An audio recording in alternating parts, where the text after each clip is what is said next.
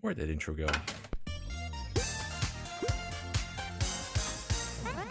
There it is. Hello, everyone. Hello, everyone. Welcome. How y'all doing? This is Good Vibes Arcade. We're just chatting right now. I actually don't have the overlay set up for just one person to chat, so I have this here right now, here or over here. We might play something later, but I don't know what. And yeah, we don't. Fortunately, Brandon isn't available today, so we're not going to be playing Donkey Kong Country 3. We will continue that at another time. But we're here right now. I'm available right now. I wasn't able to stream anything on Saturday because, man, I've been kind of off and on doing other stuff here and there. But I'm here today. So hello and welcome. Hey everyone, how's it going? Let me pull out chat real quick and see what we're doing. Hello, hello. We got today Breaking Free, Radical Defect, Professor Bonk, Shellshock Prime, Mercury Tashe. I'm gonna say Tosh. Hello, Mercury. Welcome. How y'all doing? Oh my goodness, Radical Defect. Yes, Radical Defect. Sonic Dream. I don't have it right now, but I think Brandon, Ash, John. I don't know if John is playing it. I know Steve is playing it as well. Some other guys in the crew are playing it, and they're having a lot more fun with it than they expected to, and that's awesome. I need to check it out eventually. Why do they gotta release the best Sonic game of the recent era only on Apple Arcade right now? Oh my goodness. Thank you so much to Professor Bonk. Tier 1 for 6 months. How has it been? These 6 months already. Time really flies, huh? You're telling me it's already 6 months since then. This is nuts. And we got a hype train going. Smash Matt with 100 bits saying, "Hi Daniel. Have you heard of Born of Bread? Just launched on basically every console and digital storefront. It's heavily inspired by classic Paper Mario and is super charming. Like with Pizza Tower, this is a game that I've been anticipating for a long time. And like Pizza Tower, hope it ends up a game of the year contender for me. I've heard of Born of Bread, and I think we brought that up last time actually. If I bring this up real quick, Born of Bread. A lot of Paper Mario likes happening right now. Oh, I have seen it, but I haven't played it yet. I still need to check these. I still need to check these Paper Mario likes out. I feel like I have a duty to do so, but I will definitely look at that when I can.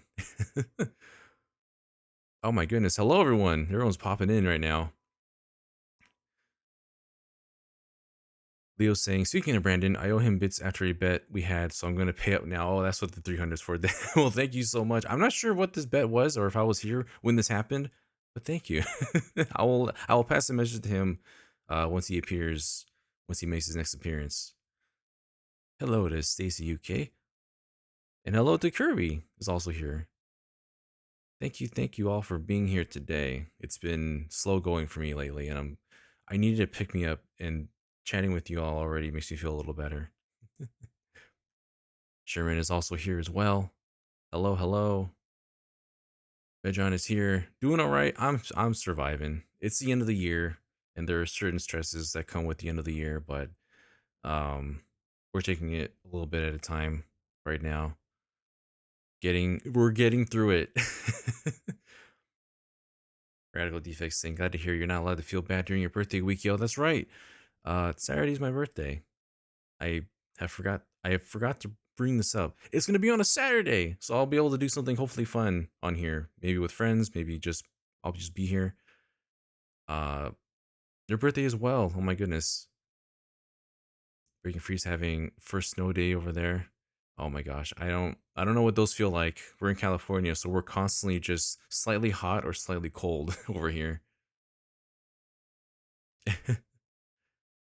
I'm not quite at that age quite yet, but God is gonna feel like I'm gonna reach that soon enough, and I'm scared. But at the same time, it's just a number. Wouldn't worry too much about that. I say that as someone who's on a crew with people who are mostly, no, I guess half the crew is older than me, and they hate it when I bring it up.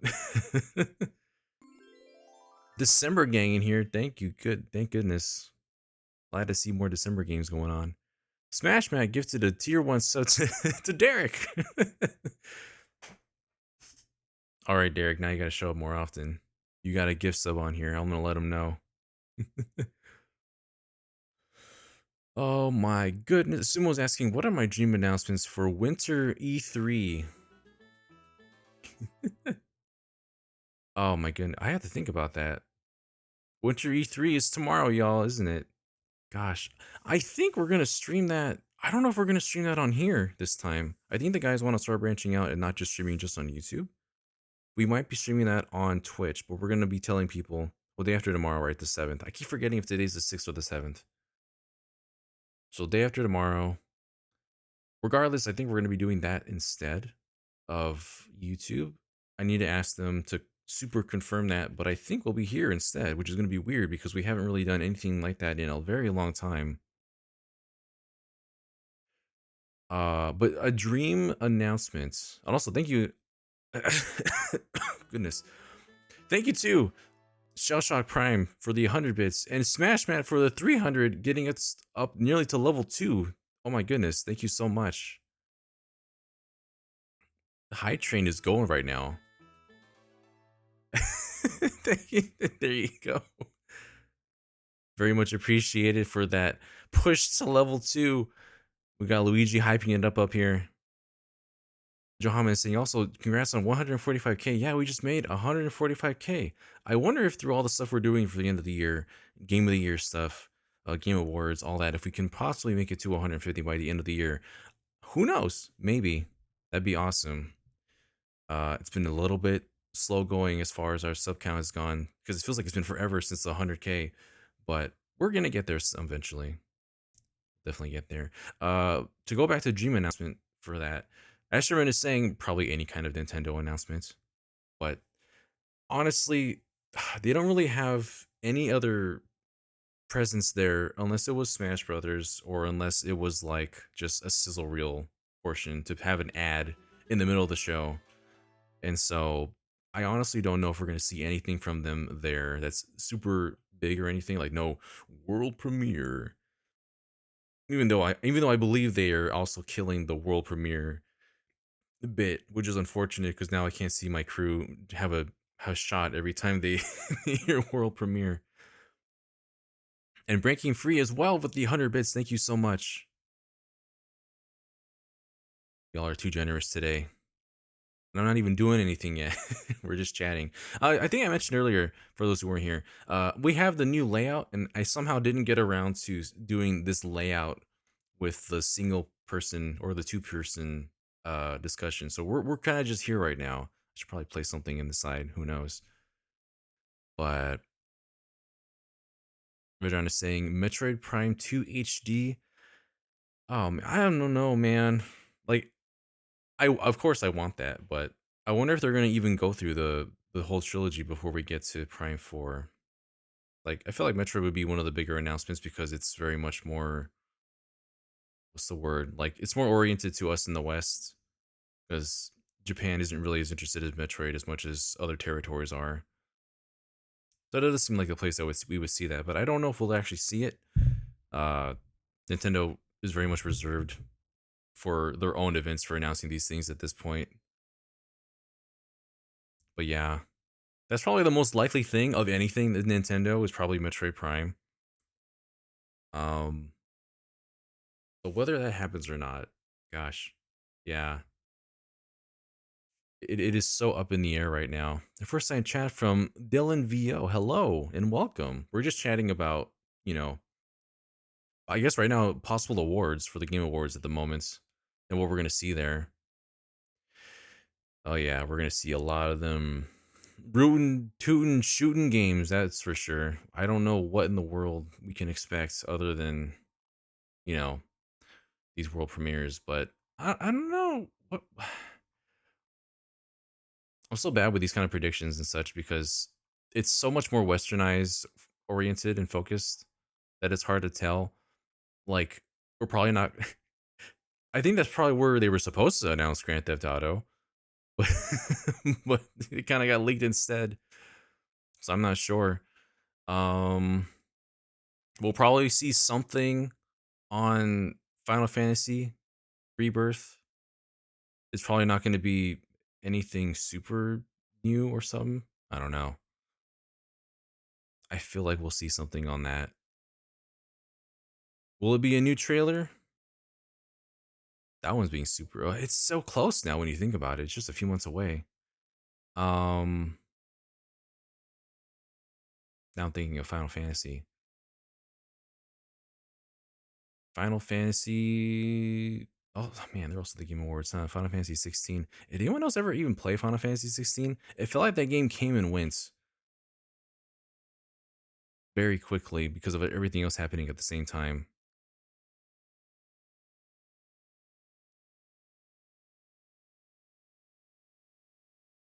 I've heard rumblings that there might be some kind of DLC for Final Fantasy 16, but I wonder what they would do.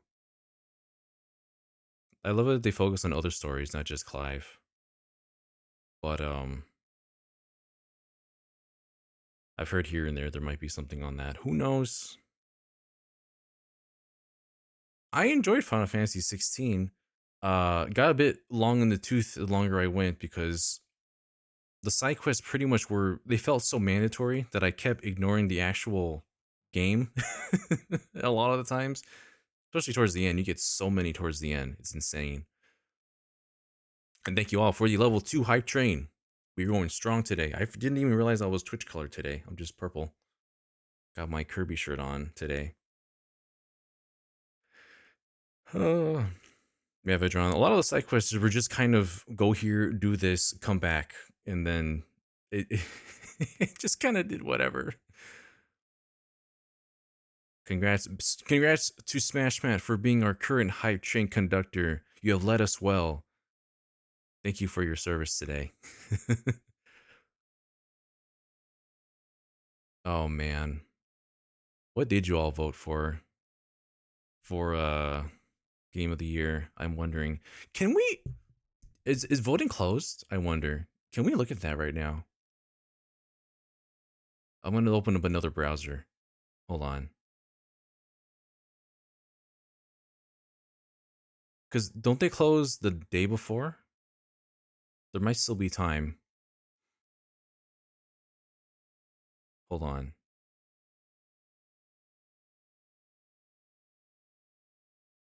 Can we okay, goodbye to is this open? Did I put this in? Yes, it's still here. Hello. This is the stream now. We're going to vote right now. And whatever we vote is absolutely going to win. Is that signed in? Yeah, that's signed in. Oh boy. Oh boy. Here we go, everyone. Oh god, starting off with game of the year. Okay, I haven't played these two. I'm gonna get exposed for everything I haven't played. I don't think anyone on our crew has actually played Baldur's Gate. um so I think I'm surprised Mario Wonder is even on here. Oh goodness. So I'm seeing for game of the year, it is gonna be close with Baldur's Gate, right? I played Resident Evil 4 for the first time this year. I have not um I've not played the original. I've only played the remake. I thought it was fantastic. I see the love and understanding that people have for the love people have for this game. Tears of the Kingdom, it feels like an age ago that I played this because so many different things came out before then. I spent 100 some hours on this, so many hours playing this game. Um but I feel like for me it's between Tears of the Kingdom and Spider-Man 2 right now. Legit, Spider-Man 2 actually is really, really good. I don't know that many people that have played it, I feel like, but it definitely like is one of their best games, Insomniac's best games. Probably this is their best game on the PS5. Smash Man is saying, if you're not sure who to vote, you best when you reach Best Indie debut, might suggest Pizza Tower. Only unless there's something you think deserves it more. This was saying no one on the team has time for Baldur's Gate 3. There's so many things. There's so many things happening this year. Dylan is also speaking my language. It's definitely Wonder probably is not going to win. It's going to be between Tears of the Kingdom or Spider-Man 2. For me, that's what I feel. I know Baldur's Gate 3 is going to be cleaning out a lot of these just by the hype around it alone. Um, Let me see here.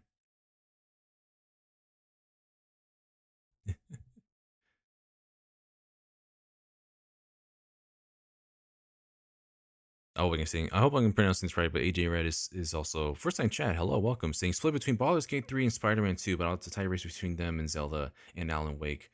Oh boy. They had to start me with this one, huh? Like it's funny because these two are also they're not they're sequels. They're both sequels, Spider-Man 2 and Tears of the Kingdom. They expand the world from what it was in the previous one, and you can do so much more around that. The narrative around Spider-Man 2 is so much better than Tears of the Kingdom because there isn't really much of a narrative again. Again, definitely told better than Breath of the Wild, but I was definitely more invested in what was happening with Spider-Man 2. I feel like not as many people played this year, obviously because it's PS5 and everyone's playing Zelda over here. Um, I guess these are all sequels, aren't they? Except for Wonder, the only original title here, clearly the winner. No. Um, this is the one we're gonna spend the longest time on, but I won't spend too much longer on this because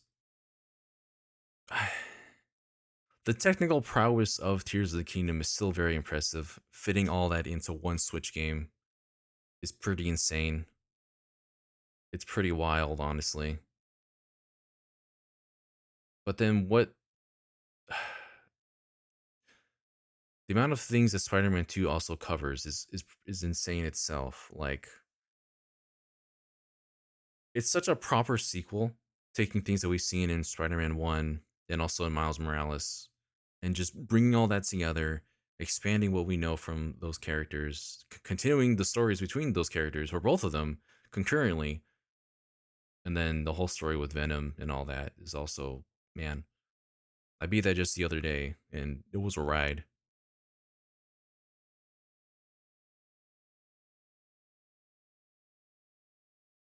But yeah, realistically speaking, I think more people will be voting for Tears of the Kingdom, Baldur's Gate as well. I don't see Resident Evil realistically winning. I don't see Mario Brothers Wonder realistically winning. I haven't touched Alan Wake. This is where I'm gonna get exposed for all the games that I didn't play. Just someone was saying it's BG3 versus Tears of the Kingdom. If we consider the range of outlets, Shell Shock saying we got Alan Wake 2 as the dark horse. Well, I'm gonna just go ahead. We're just gonna pick Zelda Tears of the Kingdom. We will see. Congratulations, Zelda. You have won this year's Game Awards. But it's so close with Spider-Man for me. We're gonna keep voting. There's 30 more categories. We won't take that long. It's pretty much all the same games. All right. Best game direction minus Resident Evil. Awarded for best outstanding creative vision and innovation in game direction and design. So this kind of changes things. Creative vision and innovation in game direction and design. I need like a bigger panel for this. I'm sorry for those who have played some of these games. Give them credit where credit is due.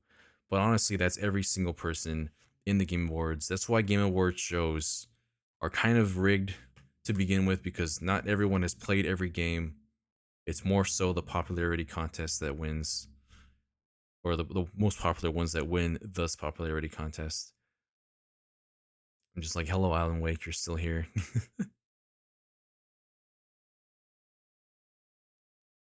That's the thing. Like, the direction of a game like Tears of the Kingdom is built on as uh as Sherman is saying, a 7-year-old foundation. At the same time, the mechanics for crafting and building pretty much anything is insane. and crazy. And that itself is part of the reason why it took so long for this game to even be out at this point, to be a part of this crew in this year. Or else that game probably would have came out much sooner.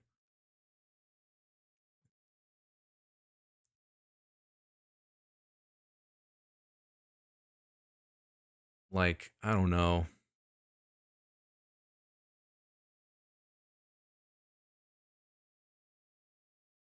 At the same time, I'm still impressed of the way that Spider-Man handles its design, its direction.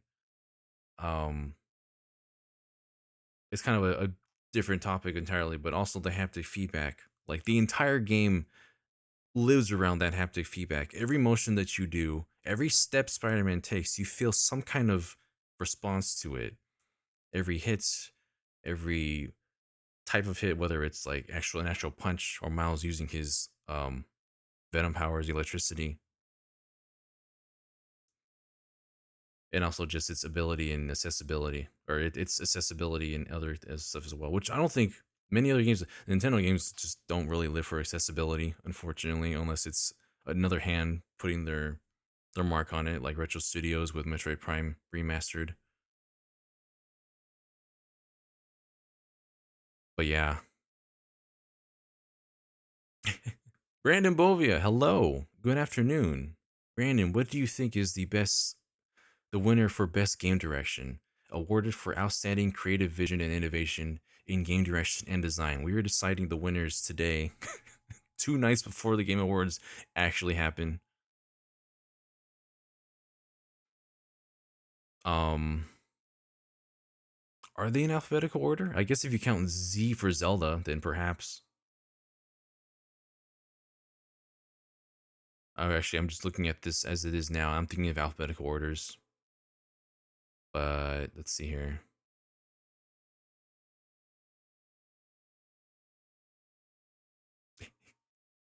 Was saying we enjoying the Game of the Year orchestra mashup as they always do. Going to be strange going from Mario Wonder to Alan Wake 2, but I'm here for it. They always mix it up in a certain special way, don't they?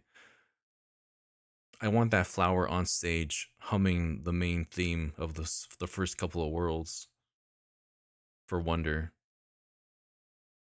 Um, wow, I'm just stuck here, huh? I'm gonna get called out for the decisions I make.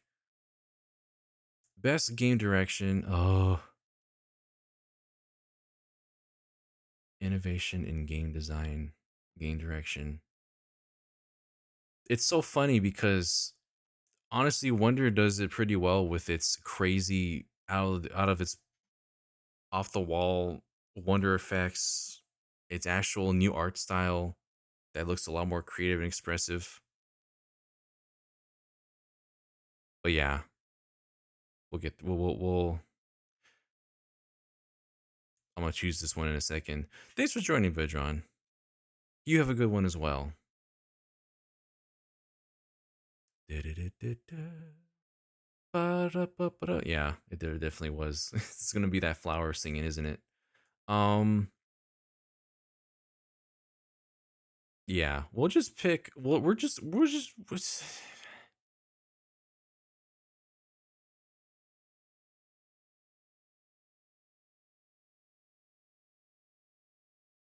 I'm gonna give it to Spider Man. I'm just gonna do it. I'm just gonna do it. I think it's cool. I think it's great direction. That's what I think. That's what I'm doing. Best narrative. Okay, so I have played Final Fantasy 16.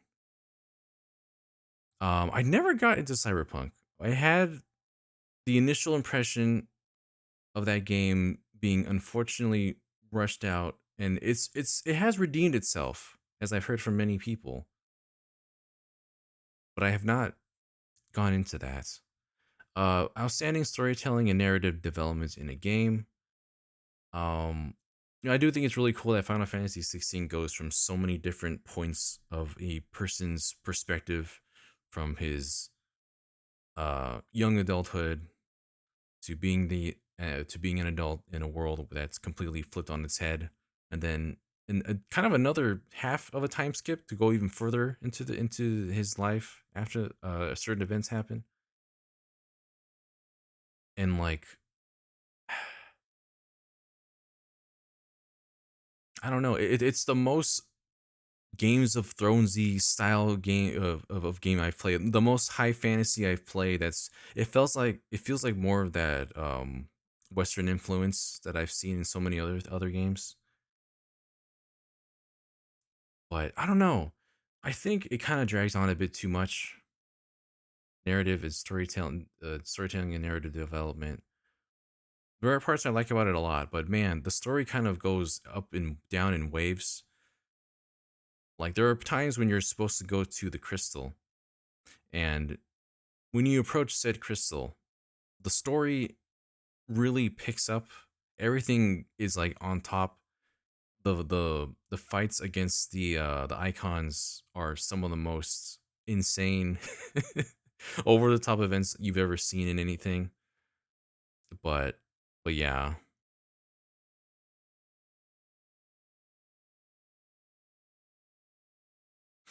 Sherman is saying Baldur's Gate, Alan Wake for me.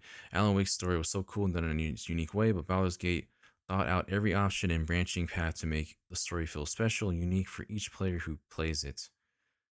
Oh man. Oh boy. This is where the Spider-Man bias comes out. Also recency bias as well. A lot of these are also recency bias. Everything that came out within the last few months to the last halfway through the year, uh, they always get a bigger shot at these sort of things. Because honestly, it's down to the ones that the person themselves has played. If I can be outruled by chat, I will pick a different one that is not the one that I've played.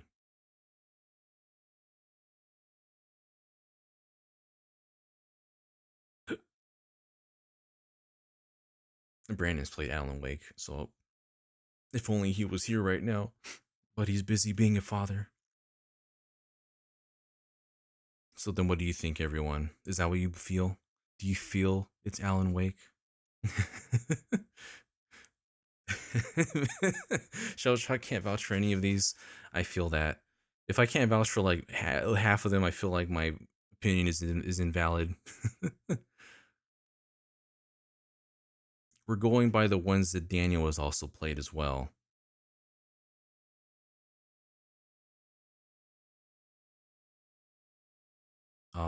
But yeah, of course, everyone is also able to vote on their own as well.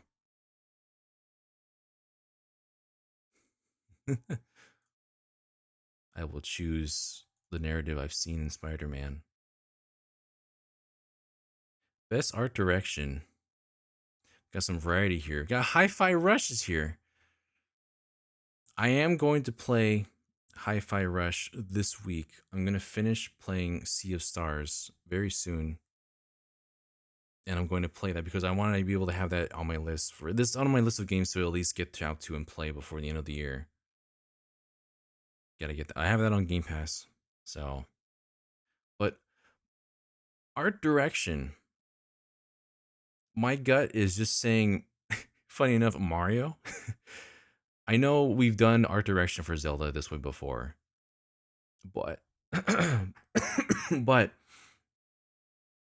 it's just funny to think that Mario actually did something with art direction that is just so impressive and different and unique. Um, Professor Bonk is saying you can skip categories. Oh, don't worry. When we get to the esports categories, that's just gonna be every. That's just gonna be a clean shot of I haven't touched any of these at all.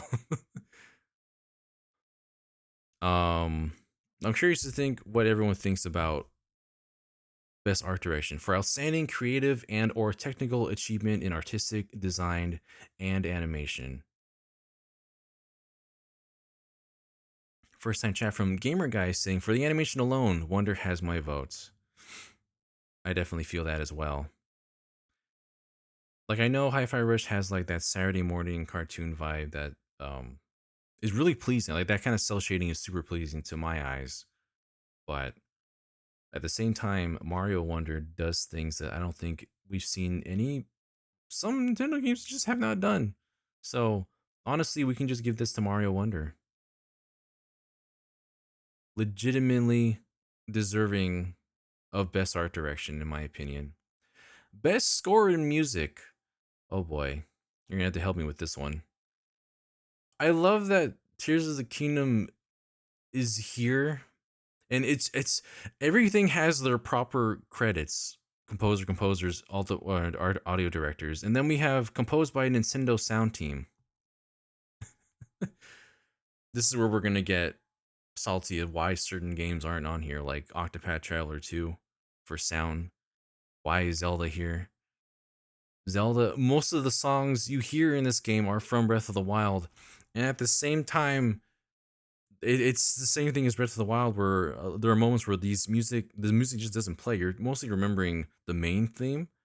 I can remember the theme that he plays when you're inside the shrines of this game, because that's pretty cool. Otherwise, I don't really know too many more. I did like Final Fantasy 16's soundtrack. When it wasn't sounding, like generic high fantasy orchestration. Future Redeemed deserves to be in there too.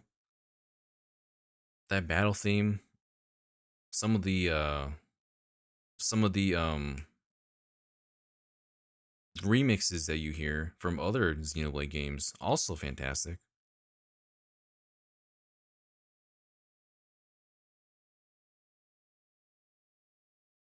But yeah, when Tears of the Kingdom has music, it's really good. Like when I remember the one that really struck me right away was going to the Rito Village, and it was Dragon Roost Islands theme, but it was a lot more snowy and mystical sounding. Yeah, for 16, I remember the battle themes. I don't remember much else, honestly. And I feel like I haven't listened to anything for Hi Fi Rush, and I wish I had a fair shake.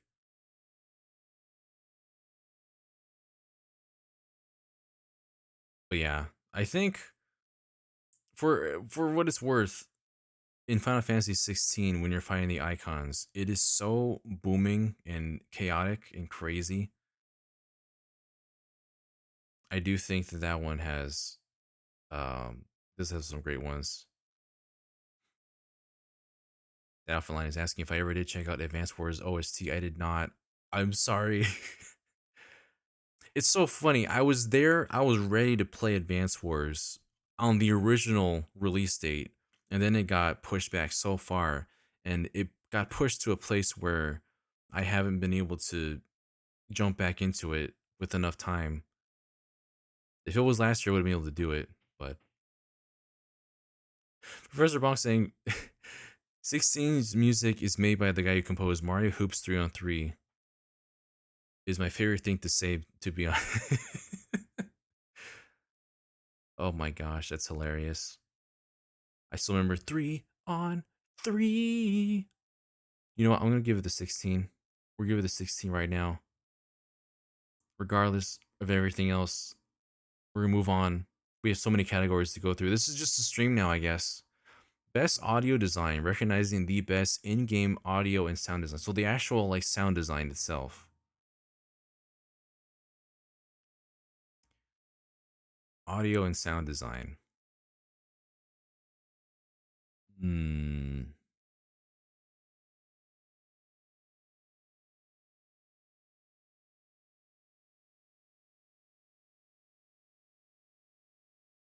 Dead Space is not one that I played.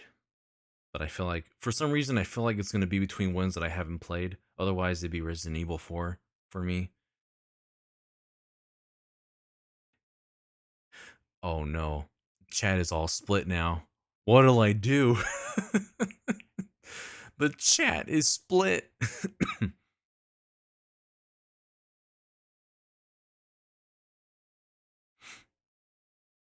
See, in a game where I haven't, in a category where I haven't touched all the games that are on here, I will rely a bit on chat for this one.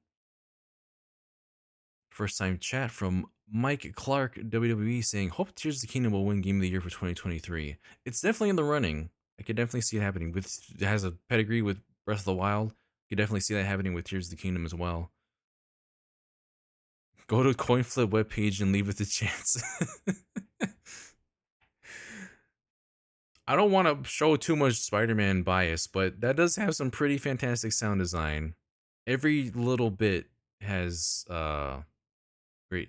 You know what was really cool? And it's completely ironic because there is no sound, but there's a moment where you're playing as a character and that character is deaf. They cannot hear. And so the entire while you're playing as that character, everything is muffled. You can't hear pretty much anything. And the whole entire narrative is told by like little emojis that show up on screen and just little like, things that signify where to go. But I thought it was so cool that they play with sound that way in such a unique way that I haven't seen before in a game in a way that, you know, represents an audience that you normally wouldn't see represented in the game. But but yeah, that oh god, they turned Spider-Man into Quiet Man. And it's just cool that when you're playing as Spider-Man, like it's your usual orchestration. You if you watch any Marvel movie, it's that kind of soundtrack. But when you're playing as Miles Morales, you switch over to Miles Morales. Not only does the UI change, but there's more of a hip hop beat in the background while you're exploring New York, which kind of he's a sound designer. He studies beats. He does that sort of thing, and it's just really cool they make that little distinction. But I'm talking about Spider-Man again too much. What do y'all think? What do y'all say? We see Spider-Man or Resident Evil. RE4 was pretty cool sounding. Hi-Fi Rush or Spider-Man 2. Thank you to Potato Man, I believe I saw. Potato someone for following. Thank you. That went by really quick. I don't want to leave this page right now to check the name. Wait, I think I have it right here. Yes, thank you so much. And welcome. We are currently deciding what will win everything at the game of the year. But yeah, I feel like in my heart it would be Hi-Fi Rush, assuming a game that is music based would have that kind of a mood to it. So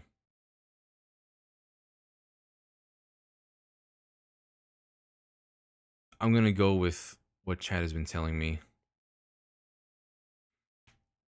We'll do Hi-Fi Rush for this one. I will play this game later this week, and if you're wrong, I will yell at each of you individually. Best performance awarded to an individual for voiceover, acting, motion, and or performance capture. We have your boy Ben Starr, Final Fantasy 16,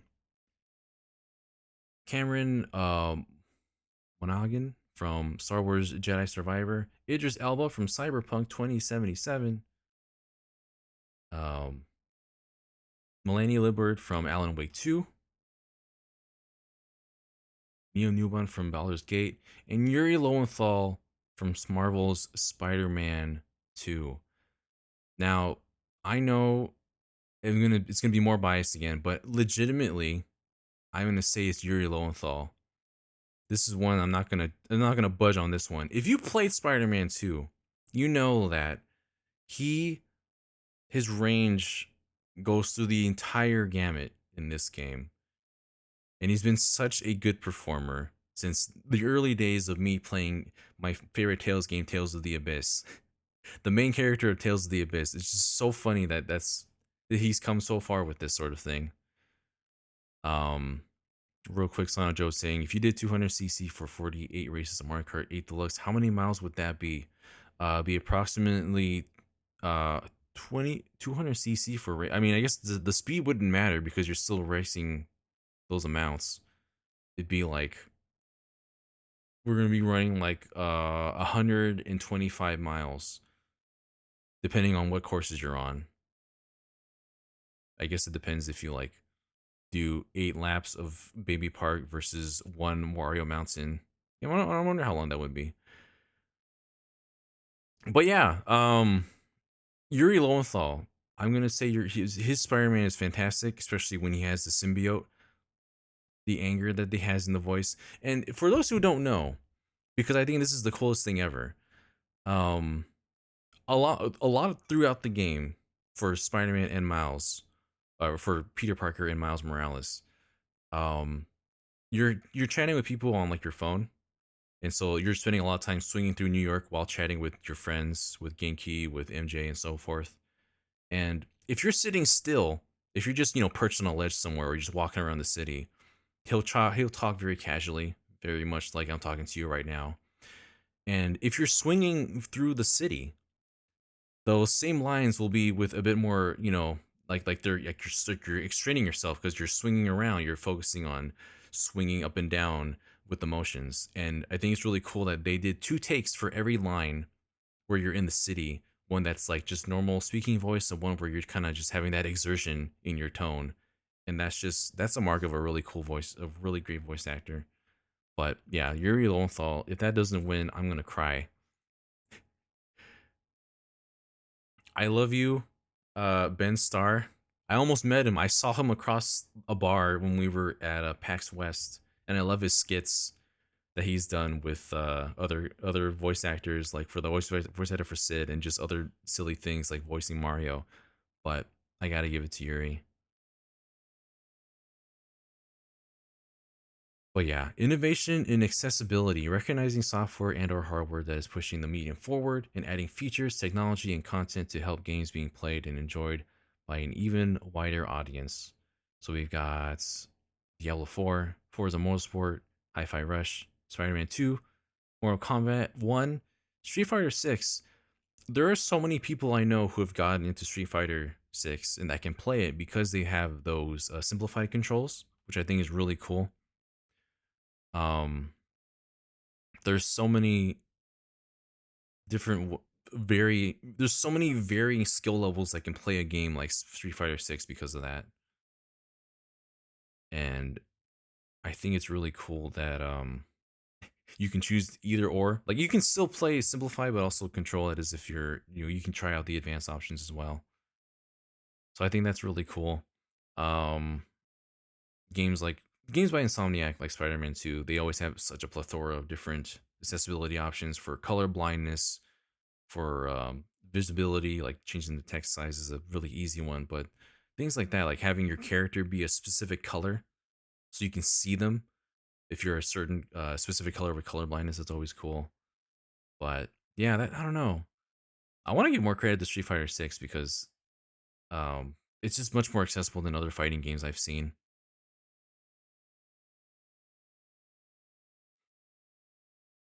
The Alpha Line is saying Hi-Fi Rush has a streamer-friendly mode that doesn't block performance by having bad rhythm. Okay, yeah. I wish I had better rhythm. I think I just don't have really good rhythm in general. I'm I'm not very good with rhythm, as I've learned, or being on the right pitch. But yeah.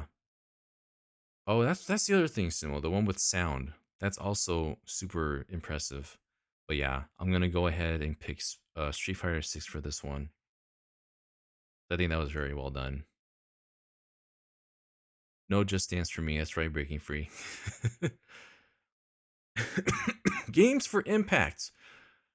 For a thought provoking game with a pro social meaning or message. A Space for the Unbound. Champs of Sinar.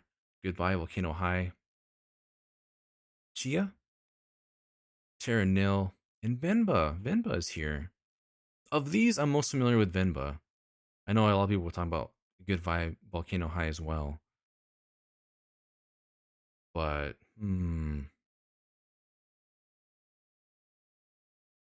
I want to know who's played some of these games. Space for the Unbound, Chance of Sinar, Chia, and Terra Nil. I have not really dove too much into learning about those.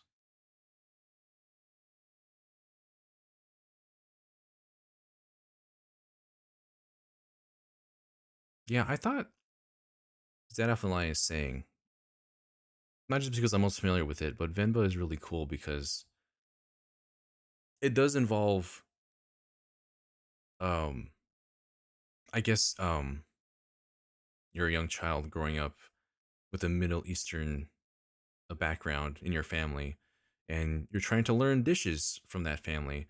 And I think you have some of the recipe is in a different language because you're not completely familiar with said language, and you're trying to learn this recipe and how to make this food, um, while trying to decipher what this means. And I think that's really cool to There's a lot of people that kind of have that problem, is that they can't fully understand the language of their heritage, and so they have to kind of decipher it on their own and just trial and error. Also, really cool sound design. Like they have actual people sifting the food in a bowl and such. It's really natural. But yeah, you know, because I won't want to linger on it too long. I'm gonna give it to Venba because as far as like the meaning and message, I think it deserves that one. Mage just saying amazing year for games, absolutely. It's so hard to pick some of these. Oh my goodness, ongoing. Afternoon, freaking positron. How's it going? Thank you, all you, for joining us today on this impromptu voting of the Game Awards just 2 nights before. Ongoing game Apex Legends, Cyberpunk, Final Fantasy XIV, Fortnite, and Genshin Impact. Wow. Which one does everyone think I'm going to pick? I think this is the only one that has Genshin Impact on it, unless you're choosing like for the fan favorite. Um, I know a lot of people. I feel like this is this is funny because a lot of these have such a popular fan base. Fortnite, Final Fantasy 14, absolutely, and Apex as well. But the sheer mass of people that actually play Genshin, I wonder if that's going to make this win. And it's so funny to see people just like yelling about, "Oh, you're just voting Genshin because you're going to get like 3.99 worth in premium currency," which they do that for getting um the votes, nominations, and getting voted for best of such and such at this time of year. But it is one of the biggest games to have an ongoing fan base. I think, but the thing is that fan base going to be here in a lot of the presence to vote for the Game Awards of all things by Jeff Keighley. Awarded to a game for outstanding development of ongoing content that evolves the player experience over time. Legitimately, though, the game is excellent, and um, it's especially rewards those that have been with it for a long time. It's a bit difficult because people who join in recently have a lot to catch up on. But the Fontaine story that just happened right now with version 4.0, 4.123, or 1 and 2, uh, fantastic. I love Fontaine. The characters that were introduced are incredible. But yeah, sorry to everyone that likes these other ones, but it'd be weird if I didn't vote Genshin knowing me. God, this art is so irrelevant now. This is from the generation, first version of the game coming out. They never update their art. Best community support, which should have Genshin too, but okay. That game thrives from its community support. Recognizing a game for outstanding community support, transparency, and responsiveness, inclusive of social media activity and game patch updates and patches. Unfortunately, everybody, I have no idea what to pick here. The one I am most familiar with of any of these would be Final Fantasy, but everything else I'm not certain. Mage is saying Final Fantasy, Leo saying Final Fantasy, Frequent is saying don't choose Destiny 2. Bonk is saying uh it's more of the player's choice award than this award. The Alpha Line is saying that Baldur's Gate 3 had a beta test back in 2021 that was so bad they went to the drawing board and fixed it up. After what they did this year. Well, I think I blipped out for a moment, but we're okay now.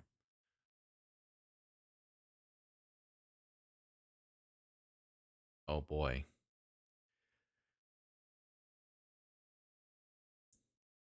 Rusty McTin is also saying Baldur's Gate 3 had incredible community support this year.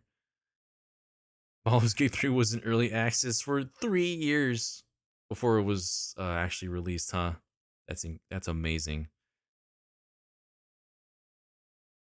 Yeah, I heard a bit about that way back then, that it was so bad that they had to come back to it. Cyberpunk only cared because it came out in such a bad state. Yeah, I mean, Cyberpunk also had just a rough go of it. Man, I still remember Cyberpunk was up for awards back in a couple of years ago. Because yeah, it was also up for best RPG or role playing game with Tales of Arise, which Tales of Arise won over like this Shin Megami Tensei 5 and other games.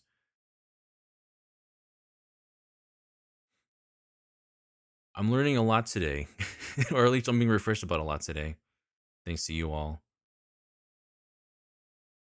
Recently had an epilogue that Buck faces that addressed some issues with the storyline being cut short. Oh man. Yeah,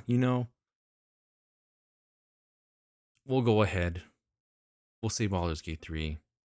With that kind of support through the many years, I mean it's gonna sweep a lot of stuff anyways, so But yeah, we'll give it to that. Moving on to best independent game. We have Cocoon, Dave the Diver for some reason, Dredge, Sea of Stars, and Viewfinder for outstanding creative and technical achievement in a game that made outside traditional publisher system.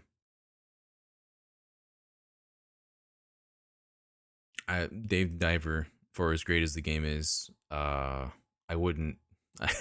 I'm not gonna vote that one. Don't worry, guys. Of the ones here, I will say so. Sea of Stars. I'm at the point of Sea of Stars where the game has told me, okay, go to this place for the final confrontation. So I basically am at the end. I'll probably beat it later today, honestly. Um, Sea of Stars is fantastic. Uh, it's funny to play this game in between Mario RPG because you see where a lot of inspiration for that is in this game. Like, I think it's more of the core simplicity because when you play Sea of Stars, every character has only like a few functions and options to do. They'll learn some skills over time, but really everyone has like five special skills or so, more or less, and a lot of combination attacks like you would see in Chrono Trigger. A lot of characters can team up and do special hits that way, and also timed hits, timed guards. Battle Battle's really much catering to those that grew up with the early like SNES titles, which I think is really cool, and it just looks fantastic. Like the lighting, the shadows for a game in with such immaculate sprite work, it's really good. And I didn't even play the messenger, and I feel like I'm missing a lot, a lot of context with certain things because of the way that those two games are linked. Mage is asking, do I intend to play Star Ocean Second Story R once I finish Sea of Stars? Oh, I don't know. I might. I do want to check it out. I have a demo on my PS5. Ugh. This year was insane for games, and I don't even know how I'm gonna keep up with all this anymore. It's crazy. But I'm gonna definitely try and give it a look if I can. Rusty's saying, "Man, if only Chain Echoes came out a few months later, it would have been on here as well." I know, right? Chain Echoes came out like in December, like after the Game Awards had played last year. I played it. I thought it was great. It was more than I expected it to be, and it was really awesome. But man, it just did not make it in time for some of these awards, unfortunately. But of all these, I'm giving it the Sea of Stars. I hope they win. Incredible indie game. Best debut indie game for best debut game created by a new independent studio. So once again, we have Cocoon and Dredge. We also have Pizza Tower, Ben Bus here as well, and Viewfinder. Ooh, hold on.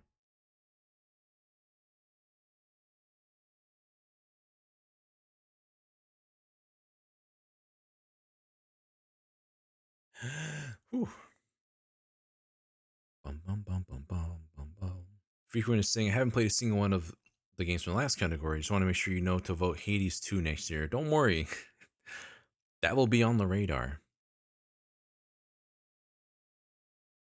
Oh, man. Yeah, as Sumo says, Chain Echoes was eligible, but it's been forgotten because if it's not even from this year, people will just kind of drop it off. And there's just such a huge amount of titles to compete with right now.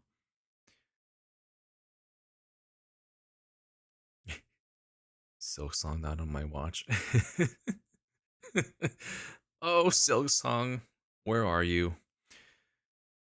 Shellshock is saying Nintendo's posting about the TGs on Twitter, but mostly about the Zelda at the moment. Yeah, they're gonna be pushing for Zelda. If they could win Breath of the Wild, they might win Tears of the Kingdom. Who knows? But of these ones, best debut in the game. I heard about Cocoon. I have not played Cocoon, unfortunately.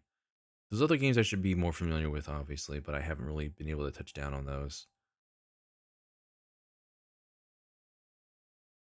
I know the gameplay of Pizza Tower is really good as well, but do we want to talk? Do we want to focus on gameplay or story and impact? That's well, I mean, Windows already got that going for impact, but we'll see.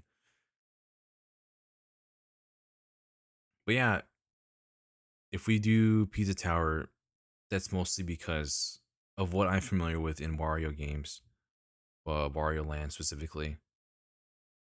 Louise is saying, "Have we gone over Best Family yet? Not yet. That's gonna come up pretty soon, I imagine." These two. You know what? Let's give some love to Pizza Tower. Best debut indie game. We're gonna give it to Pizza Tower. We're not gonna stay too long on some of these at this point. Give me them pizza. Best mobile game. Final Fantasy VII, Ever Crisis, Hello Kitty, Island Adventure, Honkai Star Rail, Monster Hunter Now, and Terra Nil. What a mix of titles here we have for the best game playable on a mobile device. I played Final Fantasy VII, Ever Crisis. Presentation is awesome. I don't think I would vote it as the best title. Unfortunately, it has more of your typical, uh, run-ins with what gotcha games are on phone on your mobile device, going through menus, upgrading things, your weapons and such. A heavy a heavy push to roll on the gotcha and spend your money. If anything, I'm really interested in seeing the story of the first soldier. That's pretty much the reason why I wanted to play it, because you kind of go through a little bit of the story of Seven, of Crisis Core, and then Ever Crisis, or no, and then First Soldier, and you kind of go back and forth until they make more updates. But I wouldn't say Final Ever Crisis is really essential for the Final Fantasy VII player to play. Um, I'm not saying this because it's Mihoyo Hoyoverse and Genshin influence, but I will say Honkai Star Rail is probably going to be the one to win this one because of its popularity, and it actually is. It's fairly decent in its storytelling. Its presentation is immaculate as always. But yeah, and chat is saying Sonic Dream Team. I mean, if it didn't just come out, literally just come out like within the last half a day, it might have been able to be eligible if it was a bit sooner. Because I heard it was actually pretty good. But yeah.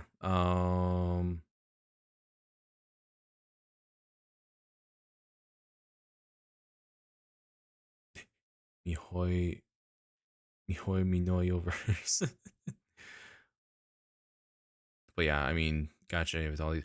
Has anyone even played Hello Kitty Island Adventure? Is this so powerful that it stands with the greats like Final Fantasy and Hoyo games?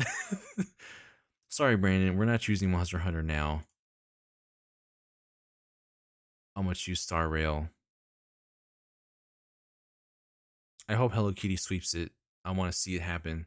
All right, best VR AR. For the best game experience playable in virtual or augmented reality, I do not have a VR set. I don't know if I have a legitimate answer for this one myself. If anyone else has played them, please let me know. It's between Gran Turismo 7, Horizon Call of the Mountain, Humanity, Resident Evil Village VR mode, and Synapse. Please let me know. You're the ones I have to rely on now because I am poor and I cannot afford VR headsets. And also, games like Resident Evil would be too much for my poor, sensitive soul. Bonk was saying that I never remember Niantic not having traction for Monster Hunter now at Gamescom. They asked just one person that was there to get his picture taken for their socials, and that person was my brother. Oh no. See, that's the thing. Like, I never get motion sick playing games. Just sitting still. If I play them in a car, I will get very sick. If I'm playing like anything on my DS, my 3DS, I'll get sick very quickly. So I have no idea what would be like if I'm playing with the VR headset. If I can handle that, or if I have to tap out after like 5 minutes, who knows?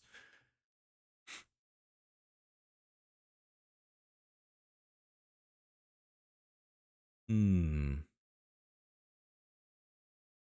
Someone was saying from what they know, GTA 7 very immersive in VR.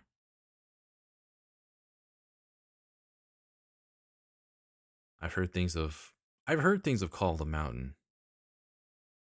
I don't remember if anyone on our crew has played Call of the Mountain. Maybe Ash has. Then again, I don't know if he has a VR headset. Hold on just a moment. Let me check something real quick while y'all give me any input that you might have.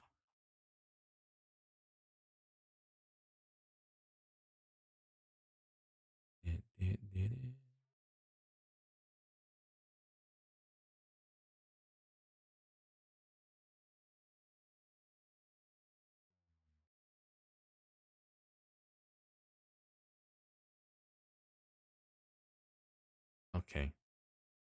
Okay. Anywho. All right, Mercury. Thank you for joining us. Have a good one.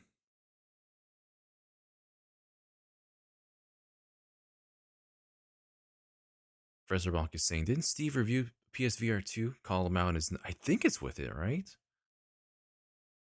I believe it is. I have to remember. My brain. My brain. Thank you, Mage, for the 1 bit. Gotta save up more channel points. Yeah, I didn't hear many people talking about Call of the Mountain, honestly. Like, I love Horizon. I would try it if I had VR, but I don't really know if. I feel like Resident Evil will win this if my gut is speaking for anything because it's Resident Evil and VR mode like has terrified and scarred some people that I know. I guess in a better way.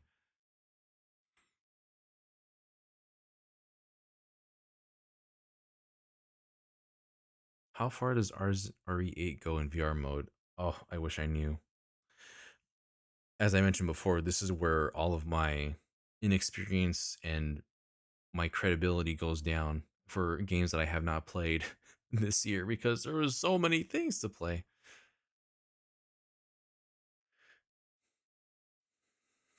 Definitely, and maybe not so much terrified by RE8 because of Big Lady. Perhaps game will win because of Big Lady alone. Who knows? Perhaps Capcom knows what they were doing, down to the point where they had to confirm her height back before the game came out. Gosh, I don't want to stick on this one too much longer though.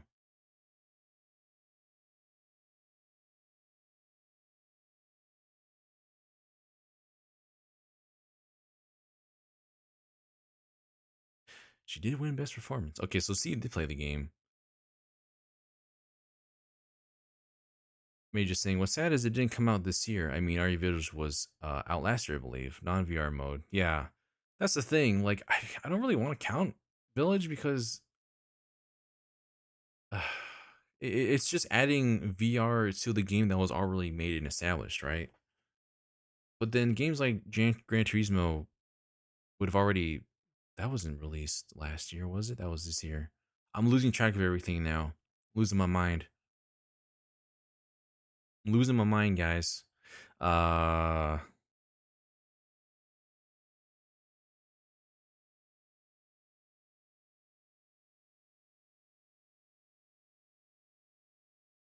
think we might come back to it.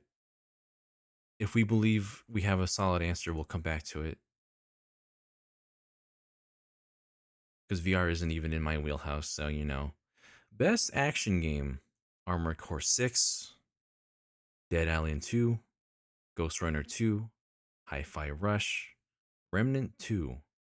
For best game in the action genre focused primarily on combat. Oh boy.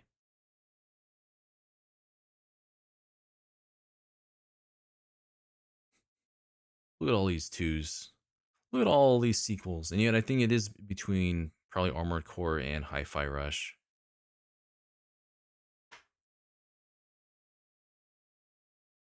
Of what I've seen, Hi-Fi Rush does in fact have really cool action and music base, which I think is really awesome.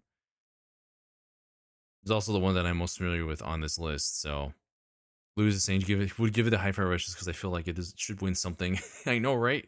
I hope Hi-Fi Rush wins some of these categories, at least one. Recognize Tango Gameworks for what they've done. Miss Ragnarok, first time chat, hello and welcome. Saying Hi-Fi Rush is great, but I also hear so many amazing things about Armored Core 6. May just have to go with Armored Core, but that's because it's speedrun mech games and I want to support it. Ah, I see.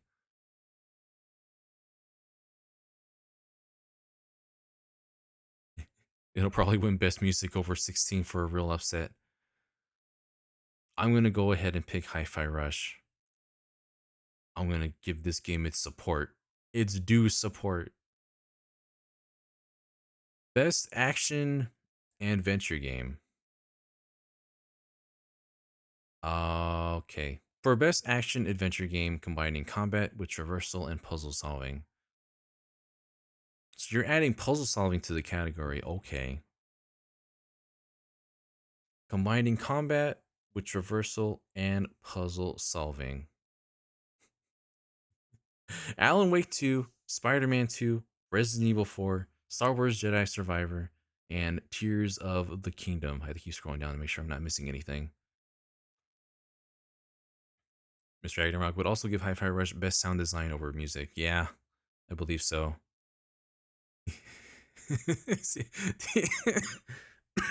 Tears of the Spider Kingdom. That's definitely what I put it between. It's funny that they say puzzle solving because like all the puzzles in Spider-Man 2 are pretty much just nothing puzzles. They're not they don't make me think the way that Tears of the Kingdom does. Yeah, I mean I wouldn't put it past Zelda for this one. We'll give that to Tears of the Kingdom. Best RPG for the best game design with rich player character customization and progression, including massively multiplayer experiences. We have Baldur's Gate 3, Final Fantasy 16, Lies of P, Sea of Stars, Starfield. Surprised this is the first time we saw Lies of P on this list. Designed with rich player character customization and progression. So, unfortunately, I don't think Sea of Stars really counts for that because player progression and customization is pretty much set on a baseline. There's pretty much as much player customization as in Mario RPG. That's how much they branch out. They don't. So I'm sorry, Sea of Stars.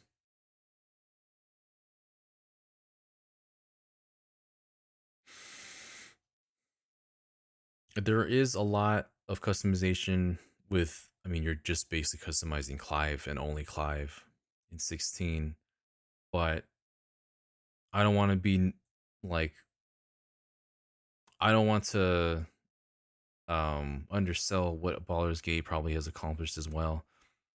Kirby saying, pouring one out once again for Octopath 2. Yeah, this is just another one of them. This might be another one of those where, oh, they should have recognized Octopath as well.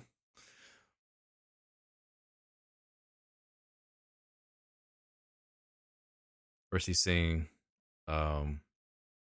Which weapons and items weren't just stat sticks in Final Fantasy 16. Yeah,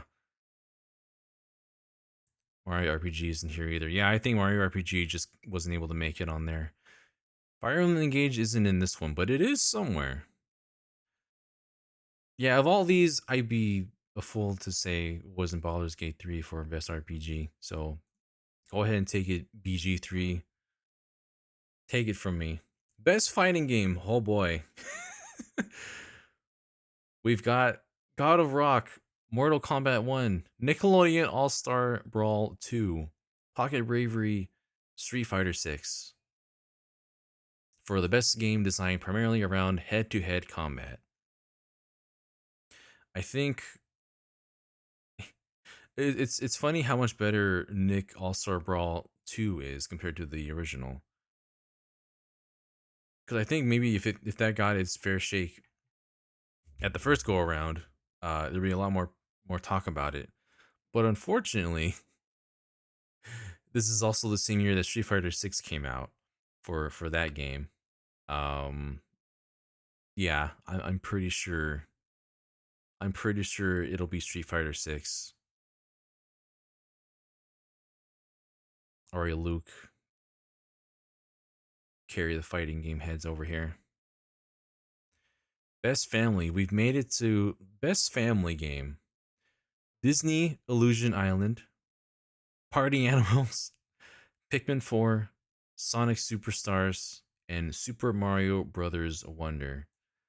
Interesting choices this year. This is just a croc with some bling over here. Uh, best game appropriate for family play. Um, I'm happy Pikmin 4 is here. It absolutely is not appropriate for family play. That is a very complex game with a bit more mechanics. That is, if you're talking about family approachability, I mean, Sonic Superstars, and even more so than that, Mario Wonder. Wonder is the one that you would go for. Like, I have, if it was like strategy, that kind of RTS game, Pikmin falls in a weird category because it doesn't look like the game it's selling. You know, you look at it and you're like, oh, this is a cute, fun, family fun game. It's very complex. Um, I would love to vote Pikmin for it, but it's obviously Mario Brothers Wonder. It's gonna be Wonder,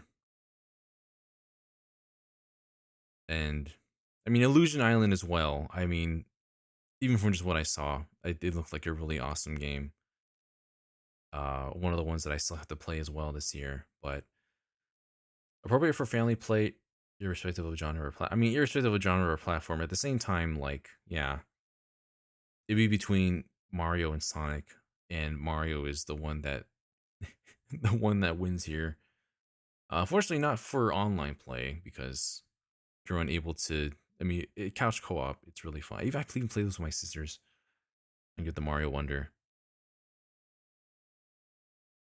Even my little younger sisters can enjoy that. Oh, there it is. Pikmin 4 is over here too. Best sim strategy game. Best game focused on real time or turn based simulation or strategy gameplay, irrespective of platform. Advanced Wars 1 plus 2 Reboot Camp. Cities Skylines 2. Company of Heroes 3. Fire Emblem Engage. Pikmin 4. Man, we actually got Advanced Wars to be on here. And I too forgot that Pikmin was also on this list. This is a this is the only category that Fire Emblem Engage was voted for. Um Sim strategy, best game focused on real time. Yeah, I mean, this is very different from your family games, so it's funny that Pikmin made it to that category, but not, but also in this one.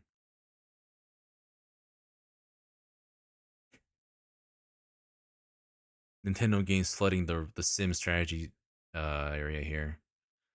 Um, Pikmin 4 definitely probably going to win this award, but I'm gonna say Fire Emblem Engage, and everyone's gonna yell at me for it because if that wins, I'm gonna. Oh my goodness! And for that, a subscription from Darchi.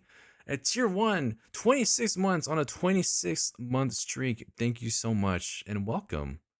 You just witnessed me picking the winner of Sim Strategy Game at the Game Awards, Fire Emblem Engage.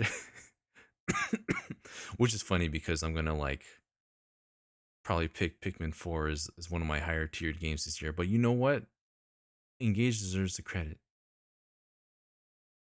Hey there, Oscar, with 100 tickets redeemed, saying, "Hey Daniel in chat, good news! A brand new computer as an early Christmas gift. Oh, that's awesome! To Windows 11 after the Big Run event was over in Splatoon 3. Oh, the Big Run event is over. There's a bug that ruined my game. I didn't see the results of the Big Run. Nintendo's going to be releasing an update to solve the problem. I forgot about Big Run, but I'm glad you had fun with that. Enjoy your new computer. That's what I need for my birthday. I need a new computer. Oh boy. We're gonna see what happens that night, and everyone can shame me if Pikmin 4 wins. Because it probably will. Best sports racing game. Oh boy. Best traditional and non-traditional sports and racing game. EA Sports FC 24, F1 23, Forza Motorsport, Hot Wheels Unleashed 2 Turbocharged, The Crew Motorfest. I kind of want to just pick Hot Wheels just because I'm more familiar with Hot Wheels than anything else.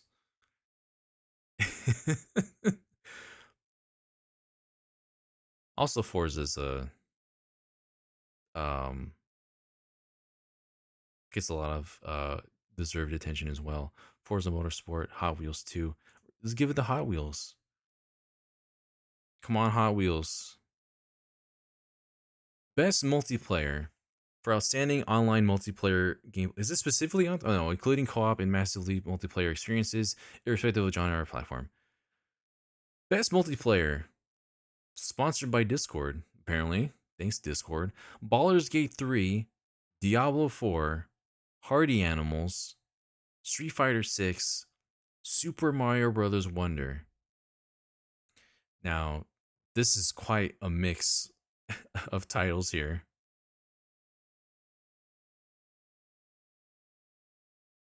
But yeah. Rusty's saying if Lethal Company came out a few weeks earlier. I've been hearing a lot about Lethal Company. Best multiplayer. You know what? For what it's worth, I mean, the way that Street Fighter 6 does lobbies for multiplayer, super cool. Being able to just be in that kind of lobby area, it's like you're virtually in an arcade, waiting for people to be off the machine, getting your turn next up. I think it's really cool how they do it. Mario's weird Dark Souls multiplayer is surprisingly great. That is great as well. I think that's the best multiplayer I've seen in a lot of Nintendo games, despite the fact that it's pretty much not really interacting with anybody. But yeah, it's so unique. Louis is saying it's got to be Baldur's Gate 3. Mario Wonder experience works for what it is, but I can't call it a true online experience. Oh, I don't know. Street Fighter 6 does it really well too. I'm gonna probably say Street Fighter, honestly. That online experience, though,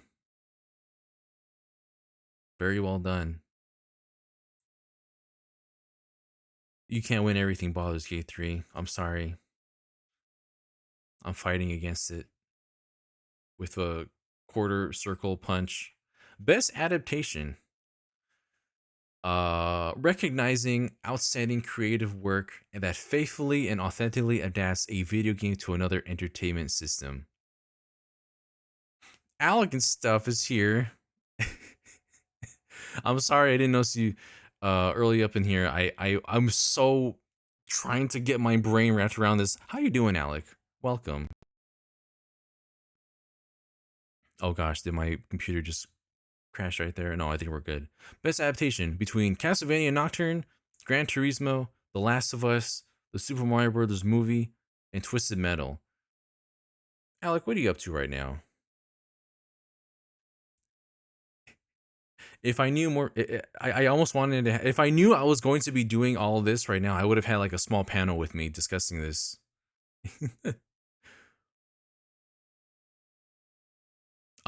Realistically, I mean, I love the fact that we went for Richter Belmont in Nocturne. But I mean, the Mario movie though, the $1 billion adaptation that is the Mario movie. But Alec, you need to tell me why. You need to hop in on a voice chat and tell me why it's The Last of Us. because because what about Chris Pratt and Jack Black? Tell me where I'll argue.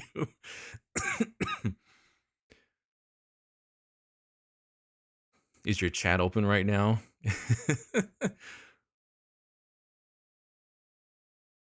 if I see you pop into your own voice chat, I will hop in and say hello. As we are mid discussion with all this right now. We're towards the end anyways. We're towards the we're on number 22 of 23, and I'm sure the last ones are going to be like our what's it call it, our esports nominations and such.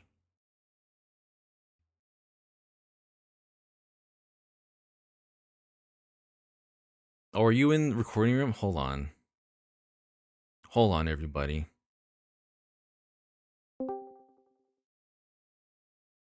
Hello.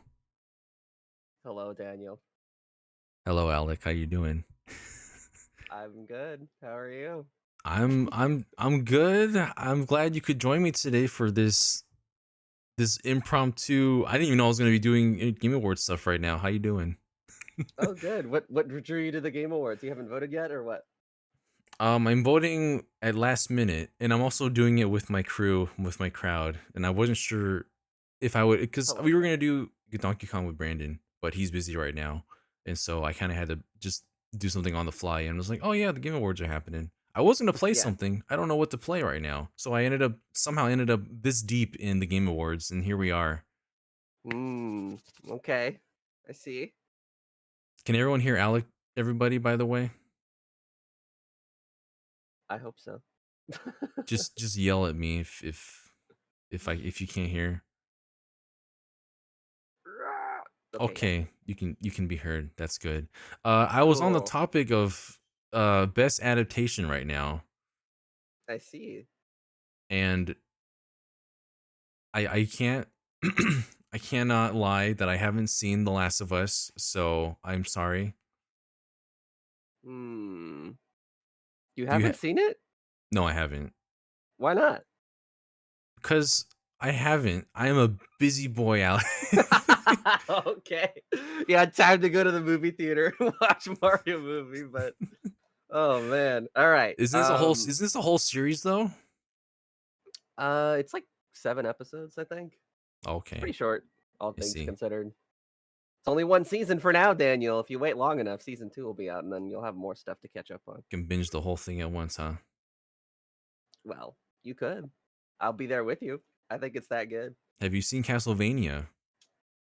I've seen snippets every now and then, like not the whole series, but Oh, okay. I've seen a good amount. It's a bit more niche, yeah.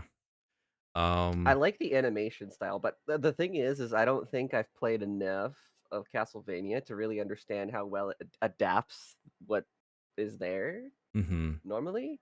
As far as I know, it's just kind of retelling a lot of what's in the game, but I don't actually know that. Yeah, it's interesting because the original series is loosely based on Castlevania 3 because it has Trevor, Sypha, Alucard, but it doesn't really like follow that story very, you know, linearly. It kind of does its own thing. And so Hmm. Nocturne is a bit more based on like what Richter Belmont's, uh, Maria on them. So at the very least, the first season, the first series of Castlevania is easier to get into, I think, and it isn't so much like tied to how much you know about the series. You get little hints and bits and pieces here and there if you're familiar, That's but it's true. not like super necessary. I've loved what I've seen from it in the past, so I'm not saying that it's not good. Oh yeah. My argument for The Last of Us, like the whole reason we're in this voice chat, is because I think it's the best adaptation of the source material that you can get out of these 5. Hmm. And as much as I love the Mario movie, I grew up on Nintendo. Um, I don't think it does a whole lot creatively with the characters that are there. Yes, Peaches is good, and yes, it's silly overall, reference fest, but the story pretty basic. Luigi's not super present. The characters are for the most part pretty one-dimensional, and it overall just felt very safe as a film, which is fine considering, it's our first foray into making movies and I get it. I still liked it regardless, but when it comes to like recognizing something that is taking a story or a universe and creating something brand new or even something that's just well representative of what uh story was there originally. I think Last of Us does a really, really great job with that. And not only that, um, it's appealing to a general audience. So a lot of people will latch on to the fact that Pedro Pascal is the main character, and he performs the role really, really well, unlike Chris Pratt and even to an extent some of the other supporting cast in the Mario movie, where their performances felt a little lackluster in terms of you know immersing me in the story. And for that reason, I think for both fans and non-fans alike, The Last of Us is the best adaptation out of everything video game related here. I haven't seen Gran Turismo for the record, but the trailers did not sell me, so I'm not sure if it's actually good or not. Hmm. But the counter argument is, if Mario is always one dimensional in his games, does that not make a faithful adaptation to a one dimensional Mario in the movie itself? And where Mm, Bowser is the most interesting character as well, with the most personality of anyone that's in this story. I don't know. It's weird because like when you think about the Mushroom Kingdom, you have these little bit of snippets in whatever game that you're most likely associated with, whether it's like Mario 64 or the newer Mario Brothers games, yeah, Mario Odyssey and such. So it's like being able to fully realize that in a film. I mean, I think it's funny because it can't really be faithful because we haven't really seen anything like it, where there's like this whole thriving mushroom kingdom that people are in, or other mhm, locations.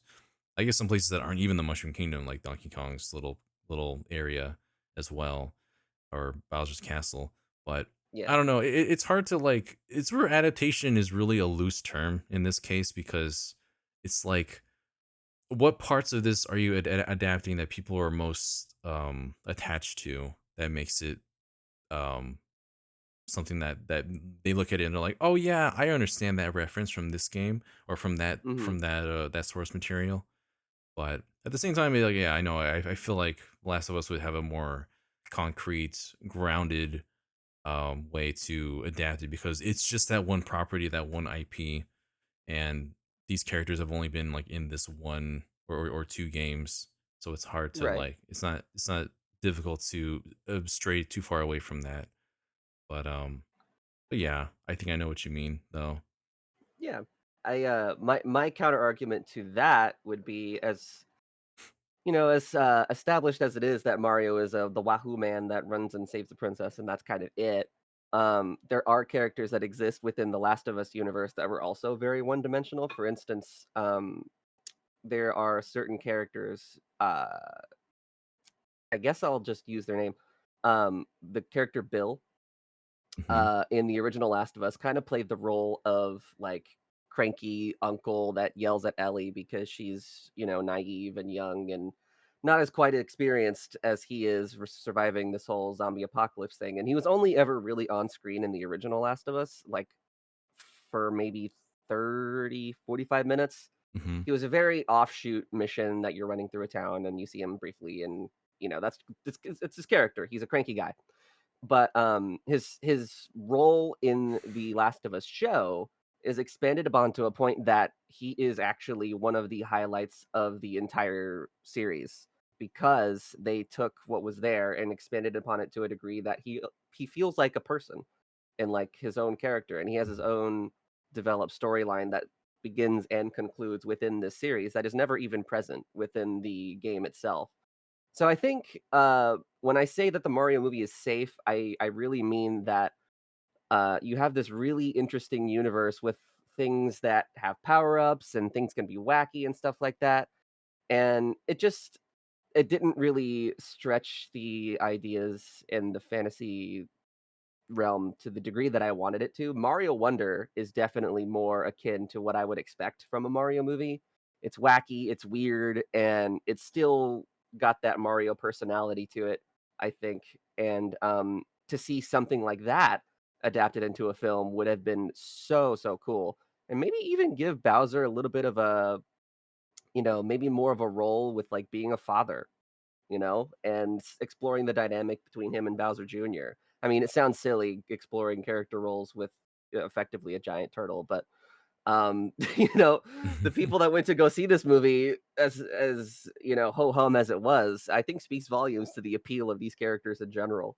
So I think it would do really really good to see a little bit more of a mature story from Mario. And maybe Mario isn't where Nintendo sees the value in doing that. Maybe the Zelda movie is going to be the one that's like the more grounded and emotional narrative. But for that reason, when I think best adaptation, I think um what piece of film or TV show, which is effectively film in my brain, um adapts the story of a different medium, that being video games, into this whole new medium in the best way possible.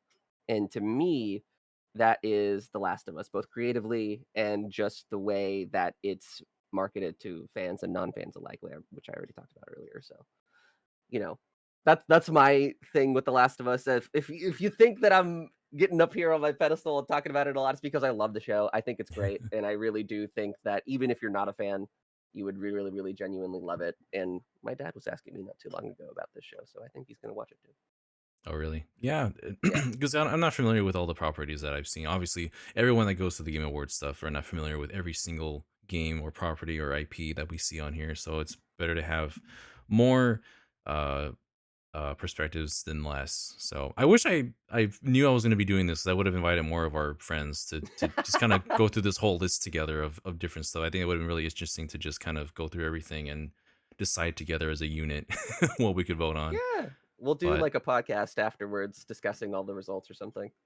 yeah, we could do that for sure. Okay, well, I guess even though it doesn't feature Pedro Pascal in a cat suit, we'll go ahead and pick The Last of Us for best adaptation.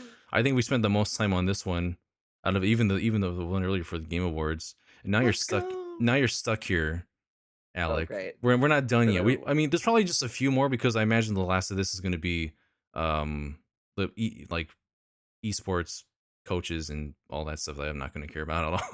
But right now Mhm. we're at most anticipated game, recognizing an announced game that has demonstrably illustrated potential to push the game medium forward, which is Final Fantasy VII Rebirth, Hades 2, Like a Dragon, Infinite Wealth, Star Wars Outlaws, and Tekken 8. Do you have an interest in any of these games, Alec? I am between Final Fantasy and Hades. The rest of them can take their time. I can wait, but I need to play Rebirth and Hades too. Those are looking great from what we've seen, which is very little so far, especially in Hades' this case, but very, very stoked for both of those. As much of a fan I am of Ichiban, Like a Dragon can also wait for me as well. Same for me with Final Fantasy VII and Rebirth, and also Hades 2. Because oh gosh, we need to see. I need to see more of Hades too. There's just so little that we've seen thus far, and people are getting hyped up Hmm. with Seven Rebirth. Like I'm fairly certain we're gonna see something of Rebirth at the Game Awards. It's gonna probably be a new trailer I or freaking hope some new so. info. Yeah, people are really excited for this because it's really just inspired people to really just get back into Final Fantasy VII all over again. And what we've seen in trailers, it's really good. Was Hades Um, 2 originally debuted at the Game Awards last year? Um, Hades 2 specifically? Was it a I, year right now? I can't remember if it's the Game Awards that broadcasted that trailer or It not. feels like it was. I think it was. Yeah, everyone in chat is also agreeing it was Oh, at the Game wow. Awards. Well, there you Man, go. Well, then, yeah, that's more of a reason that I would suspect that we're getting another look at it with this next award show tomorrow. yeah, we'll probably get Tomorrow. a look at it. Man, already? It's crazy. It's tomorrow. Is it tomorrow or the day Jeez. after? It's what day is today? Wednesday? Or no, it's the day after. Is- You're right. You're right. Okay, lose my mind here. I'm losing my mind too. I'm gonna give it to Final Fantasy VII Rebirth. That's a good Hades, quote. Hades. I'm curious to see more of Hades as well, but I am specifically hyped for that one. Oh, And jeez. and I need to play the original again. man, I gotta play that as well. I wish Persona 3 Reload was on most anticipated because I'm really anticipating. They're going. Atlas is going all out, getting people hyped up for that, but it's not on there. Fair enough. Oh, that's Um. so weird. For content creator of the year, whenever I did this on stream, I voted for Good Vibes Gaming. For some reason, they're not here anymore. Oh no, what happened? I There must guess be a glitch or something. we had so many votes that the What system must have the? crashed and they're not here anymore. We got replaced by Iron Mouse This is instead. so rigged. VTubers are taking over. I've been saying this. I've been saying this ever since Hololive started getting popularity a few years ago. VTubers are slowly taking over the world. They become Oh, jeez. they're taking over streaming content media. They become ambassadors for games like Sonic the Hedgehog officially in Japan, to the point where their content is in the game itself, but not over here overseas. They've had concerts. There's a concert that was in LA earlier this year. It's going crazy, man. Well, I bet they don't play Mario Party 3 with cool other people on stream, so they don't have They that. they have played Mario Party, but I've yet to see anyone play Mario Party 3, so that does make all the Yep. difference. Yep, Good Vibes Gaming for the win. Easy. Sir Tosi in chat. Hello, Sir Tosi, saying, so he did Sega never gave us the Corona content. That's right. No, right? What about the Corona shoes and the sound effects and how all the little Coco's turned into her little mascot characters as well? That's a shame. That's a crime. That relationship always confuses me. So random. Sega of Japan has Corona as their official like ambassador.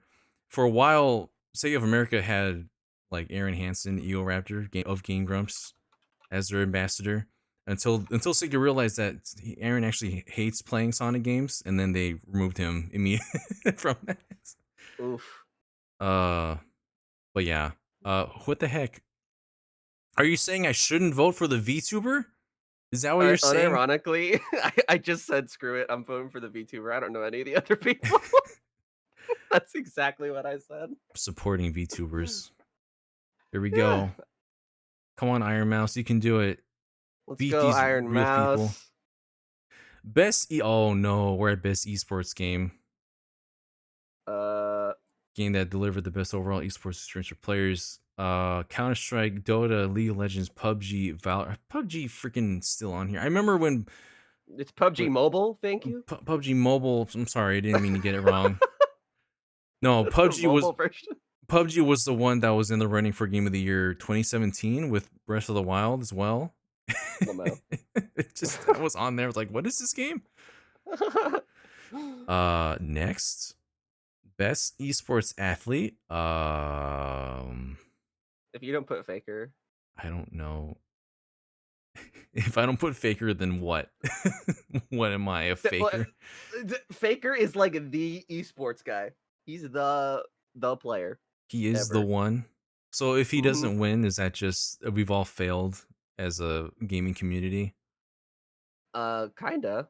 I forget how many MVP. Like he's a league player, and his legacy is just insane.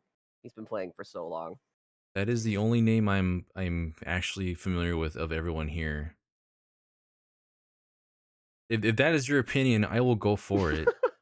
Because I have no horse in the race in this one. Yeah, he's been in the game for so long. He's won multiple world championships. It's like that dude is like a celebrity, I'm sure.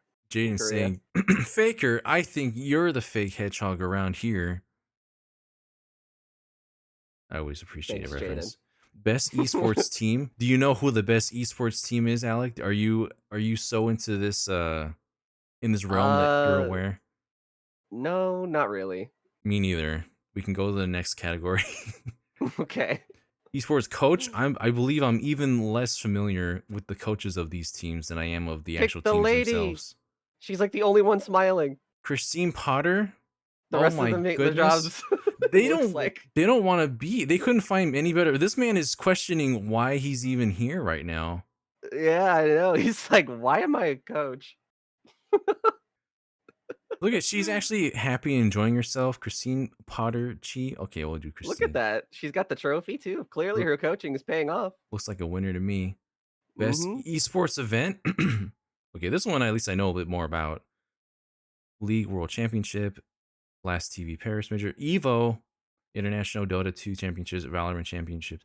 I mean, Evo is actually all encompassing with multiple different games that are being there. Not Smash anymore, unfortunately for me.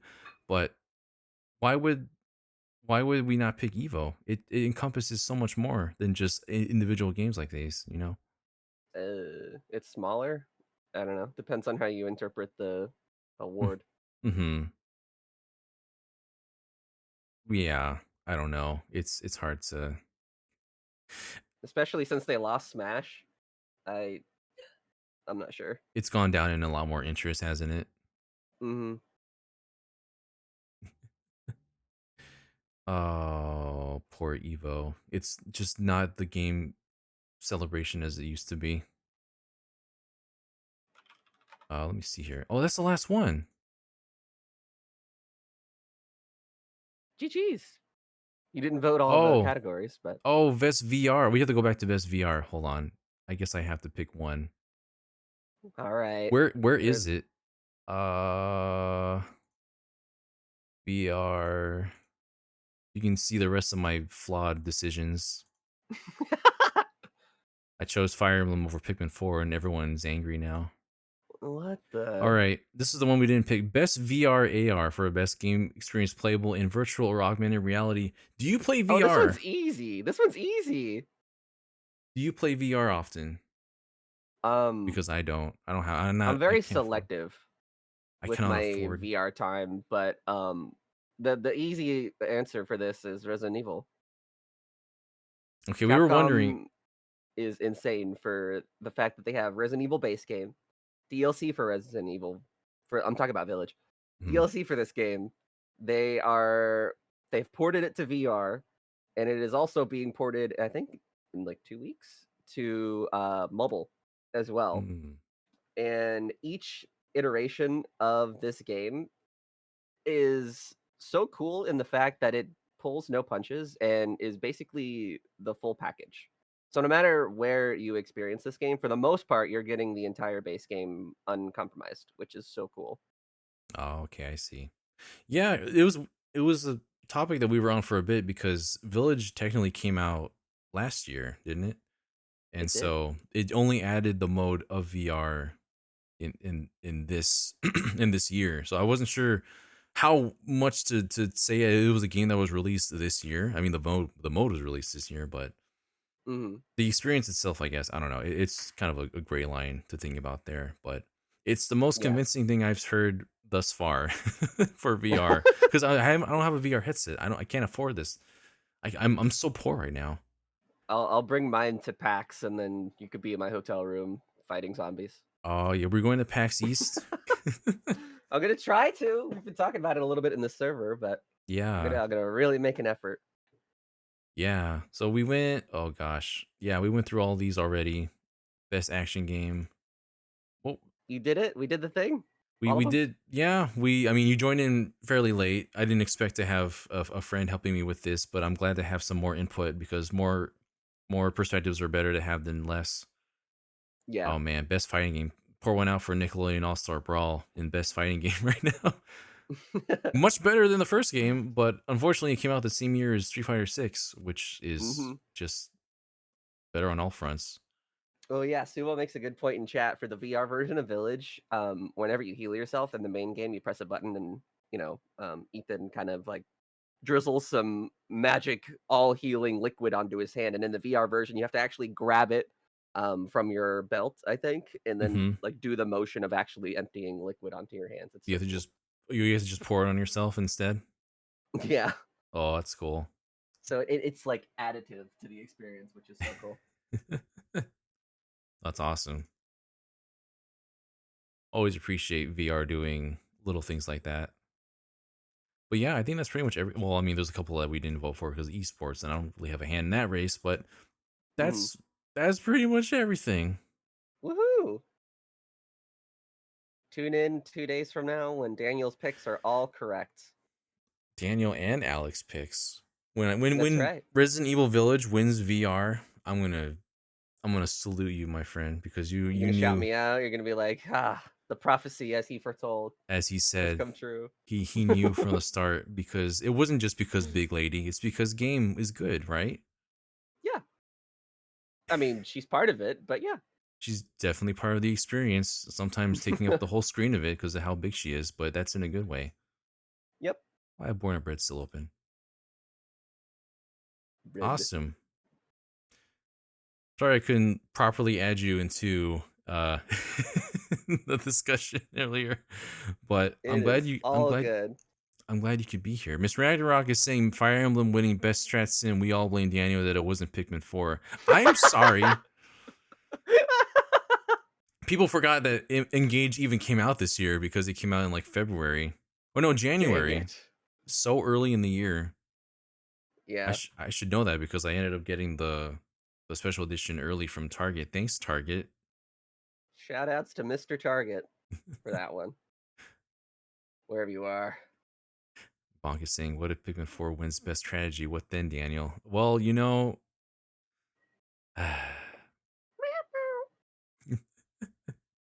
listen, That's my 2 cents.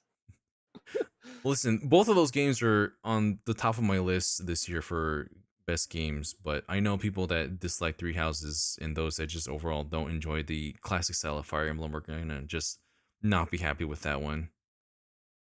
But yeah, they're both great games. I don't think one's like that much better than the other. Pikmin 4 is fantastic for what it is. It's a much more it's a better paced game, of course, and freaking has like Pikmin 1 remix inside of it. So, you know, it has a lot of stuff going for it, but at the same time, like I'm the Fire Emblem person. What do you think I'm gonna pick? And at the end of the day, like it's a whole topic, right? Of whether these award shows even matter in the long run. They're just big old popularity contests at the end of the day. But they are popularity contests that get people to have put their eyes on other games that they probably wouldn't have, like more of our indie games. So I always Right. support that as well, at the very least. Hello, Zelda Small Gift indie World, by the games like way. Fire Emblem. Yeah, finally, these smaller titles from in-house studios like Nintendo can finally be recognized by larger audiences. But Thank hello, goodness, it's about time. thank you for joining us, Zelda Gift World. You and your Cubert. ZGF. You left some beans with all your links as well this time. And And Hubert. he's saying that these award shows don't really matter, and if Tears of the Kingdom doesn't win, I will jump off a bridge. Well, you know what? I'll make sure that you land on a uh, fan propelled little piece of bridge on the bottom so that you don't land painfully, that I constructed myself with with Link's goo stuck together to keep it in place, because Link's goo. that's yeah, he sticks all the stuff together in the craft with his goo, that green goo. Where does it come from? Definitely not him, right? Probably not. I mean, we don't know. That's some of the Zelda. That's for Zeltic to answer. I need him to That's tell me, true. where does this come from. HMK is in here. We should drag him into this call. Craft a little bit. Oh, that'd be amazing. Oh, Well, but Daniel, thank you for having me on this little mini panel. yeah, absolutely. If we do discussions on any more, Game Awards stuff or just anything in general, it's always fun to be on your little podcast and with the Nintendo Roundtable and chat with everyone. Yes, I'm thinking next week we'll probably get together and talk about the award show as well. It'll be fun. Will it be Game Awards or Games of the Year? Like, what is that gonna entail? I wonder. Is there gonna be a separate Uh, discussion for that? yeah, probably split into two. I'm sure we have enough to talk Oops. about with the Game Awards and all Hmm. the reveals that still come from it. Yeah, there's gonna be a lot to talk about at that point. But World premiere. world premiere, they're not doing that this year. I They've know. I saw axed the that. world premieres. Like, what am I gonna watch everyone get their take their shots of anymore? How am I supposed to know when this is premiering to the world? I can't just like do a counter myself. This is too much work. I'm here to just sit and react. Man. Oh well. Is Or Zelda are we expecting any big like reveals this year? reveals? Gosh, wow. Zelda Gift World is not impressed by Alec in chat. I know. So mean. This guy likes to give me the business all the time. It never stops. um, for Brandon's sake, I hope we see Monster Hunter because he's been waiting for Monster Hunter. Uh, whatever happens next with Monster Hunter, because Hmm. they've been kind of teasing whatever's going to come next for that title, and because Sunbreak was so popular, I believe, and they come out with stuff all the time. So I'm hoping for him that we have something, and I don't know, maybe as I mentioned before, hopefully we see something for Final Fantasy Rebirth, but that's not going to be like a world premiere or anything, so not as exciting. Oh. Gosh, I wish we would see something from Nintendo, but I think they're only invested in like having their ads paid for seeing in sizzle reels and in between commercials and not having like any kind of actual world premiere. The best chance probably would be Metroid Prime 2 remastered or 4 being seen, but even that's a stretch. At the same time, it's like that's the kind of that's the style of game that would hype up the audience of the Game Awards, since Japan isn't really as hyped up for Metroid as much as like other territories, Western territories and such. But So sad. Oh, Elden Ring! I forgot about that. You're right. oh yeah, Oh, that would be so cool. Elden Oh, I Ring hope so. DLC. We know so little about that. Oh, Sumo, you just made my day. I forgot about that. Oh, okay. Is that now your most wanted? It's my most anticipated trailer. I do want to play it. Oh, so bad. I don't know if you know this, Hmm. but I 100%ed Elden Ring the year it came out. It was so good. Wow. Love that game. Isn't that a lot of stuff to do? Kinda, but it was 2021, so we were all kind of still inside for the most part, right? Yeah, we definitely So, were. I was. not that Oh, I'm dude. outside more, but Oh, dude, we need to have Keely's annual handshake with Kojima in there somewhere. oh, true, true. Death Stranding 2. And we're gonna watch the baby grow up to become a a small child now inside of the pod. Ugh, I Oh, still haven't played that. that's right. Professor Bonk said Gonzo's also there. That's gonna be hype. Well, I wonder what he's gonna introduce. Gonzo reveal? Oh, let's go, new Muppets game. Oh heck yeah! Show me the Muppets Christopher Judge is a presenter too, I think. The jokes have already begun. already. Mhm. We It truly is. are the unhinged like Emmys of the of the modern era. He's already made jokes about it, said, "I forgot some people to thank from last year." I Everyone watch out for Bill Clinton kid. He's gonna show up in the when you least expect him. Dude, like apparently they've buffed up security. I don't know, somebody in the chat said that earlier. They should have done in the first So place. funny, You right? It's guys. like, why was that even possible? Oh my gosh. When you can just walk right up. Okay, yeah. If I'd have known that, I would have gone years ago. Subscribe to GVG. Subscribe to GVG. Oh, it's funny because I think we're actually going to do the Game Awards on Twitch this year.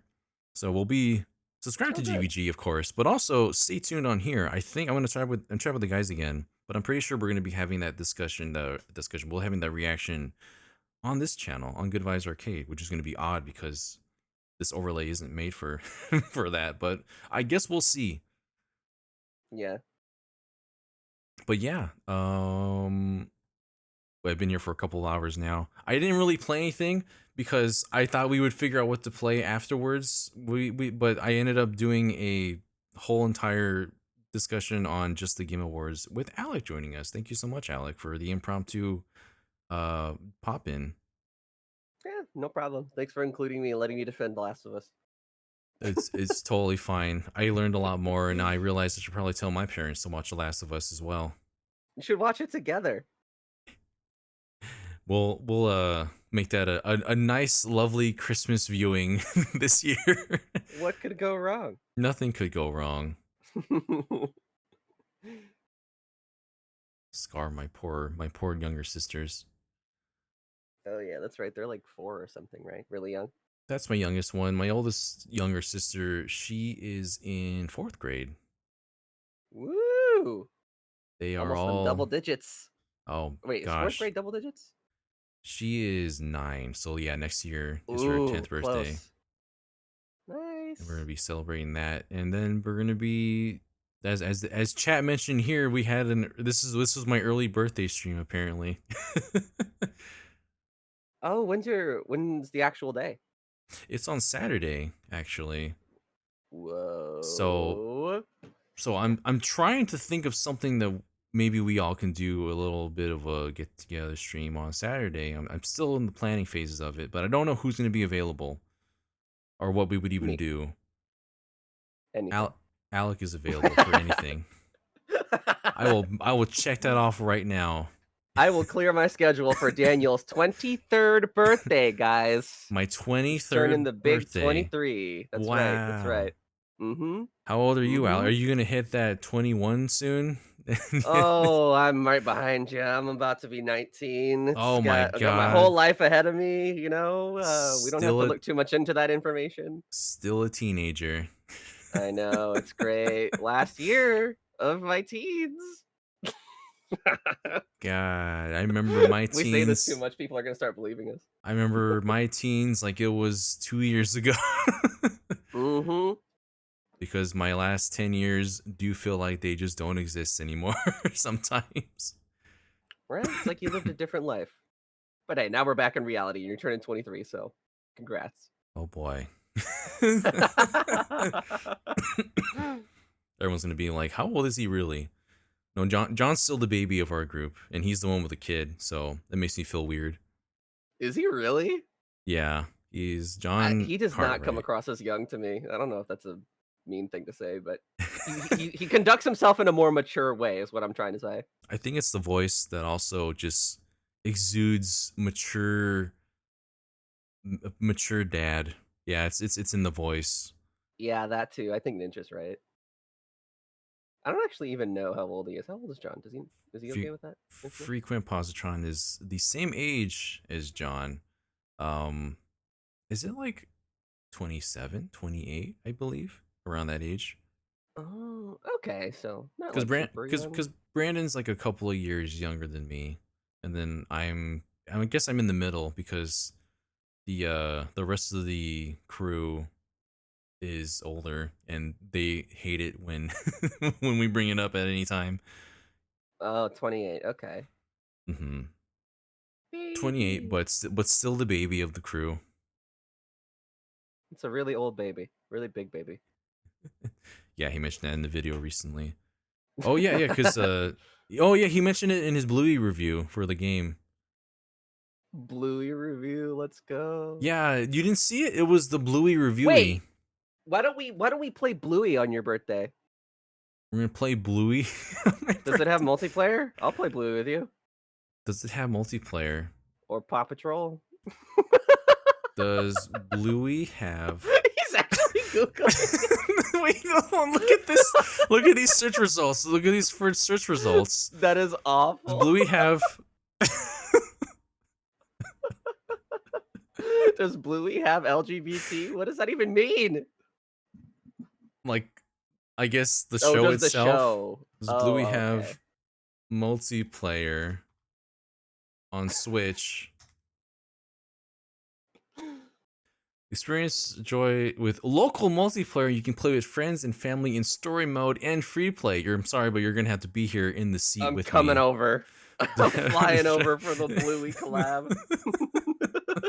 Finally. I called bingo.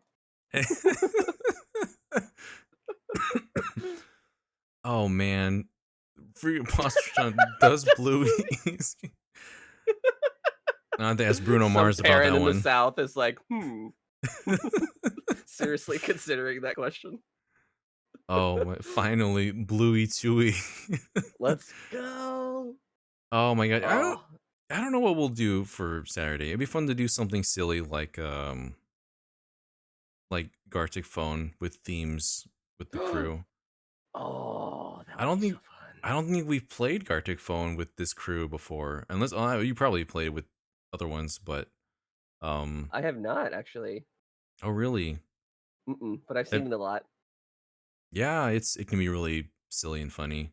Um so cuz like there's ones where you can draw where obviously not everyone has the potential drawing Mhm. ability very well.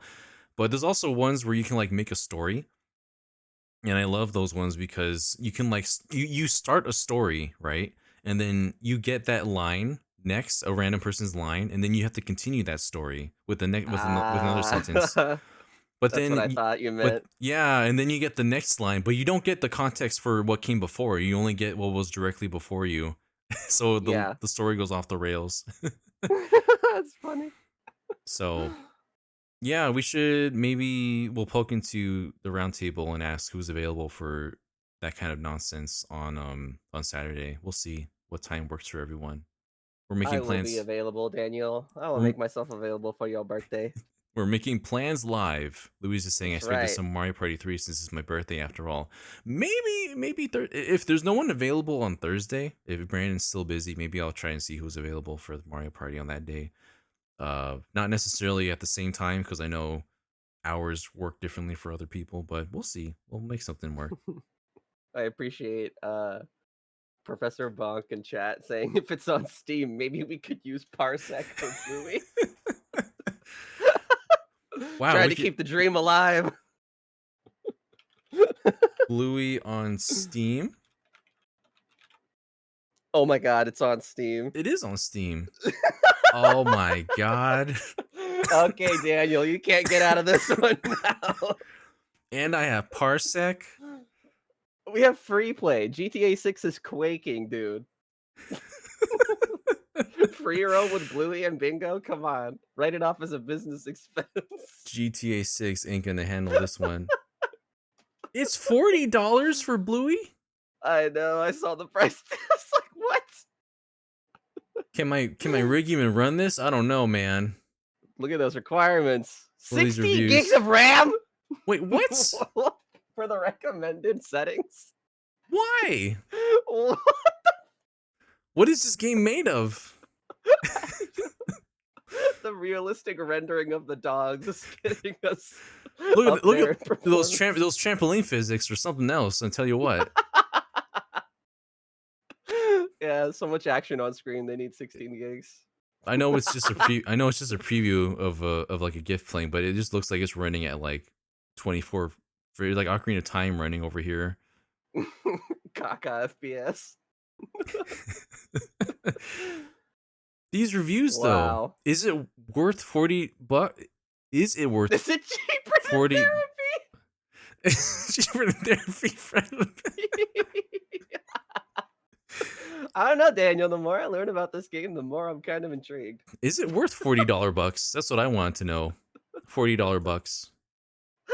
I refunded because $40 for such a short game is basically a scam despite how much I love Bluey. Look at this person below that top review. They drew Bluey in like whatever text that is, and they have 70 hours on record. 70 hours?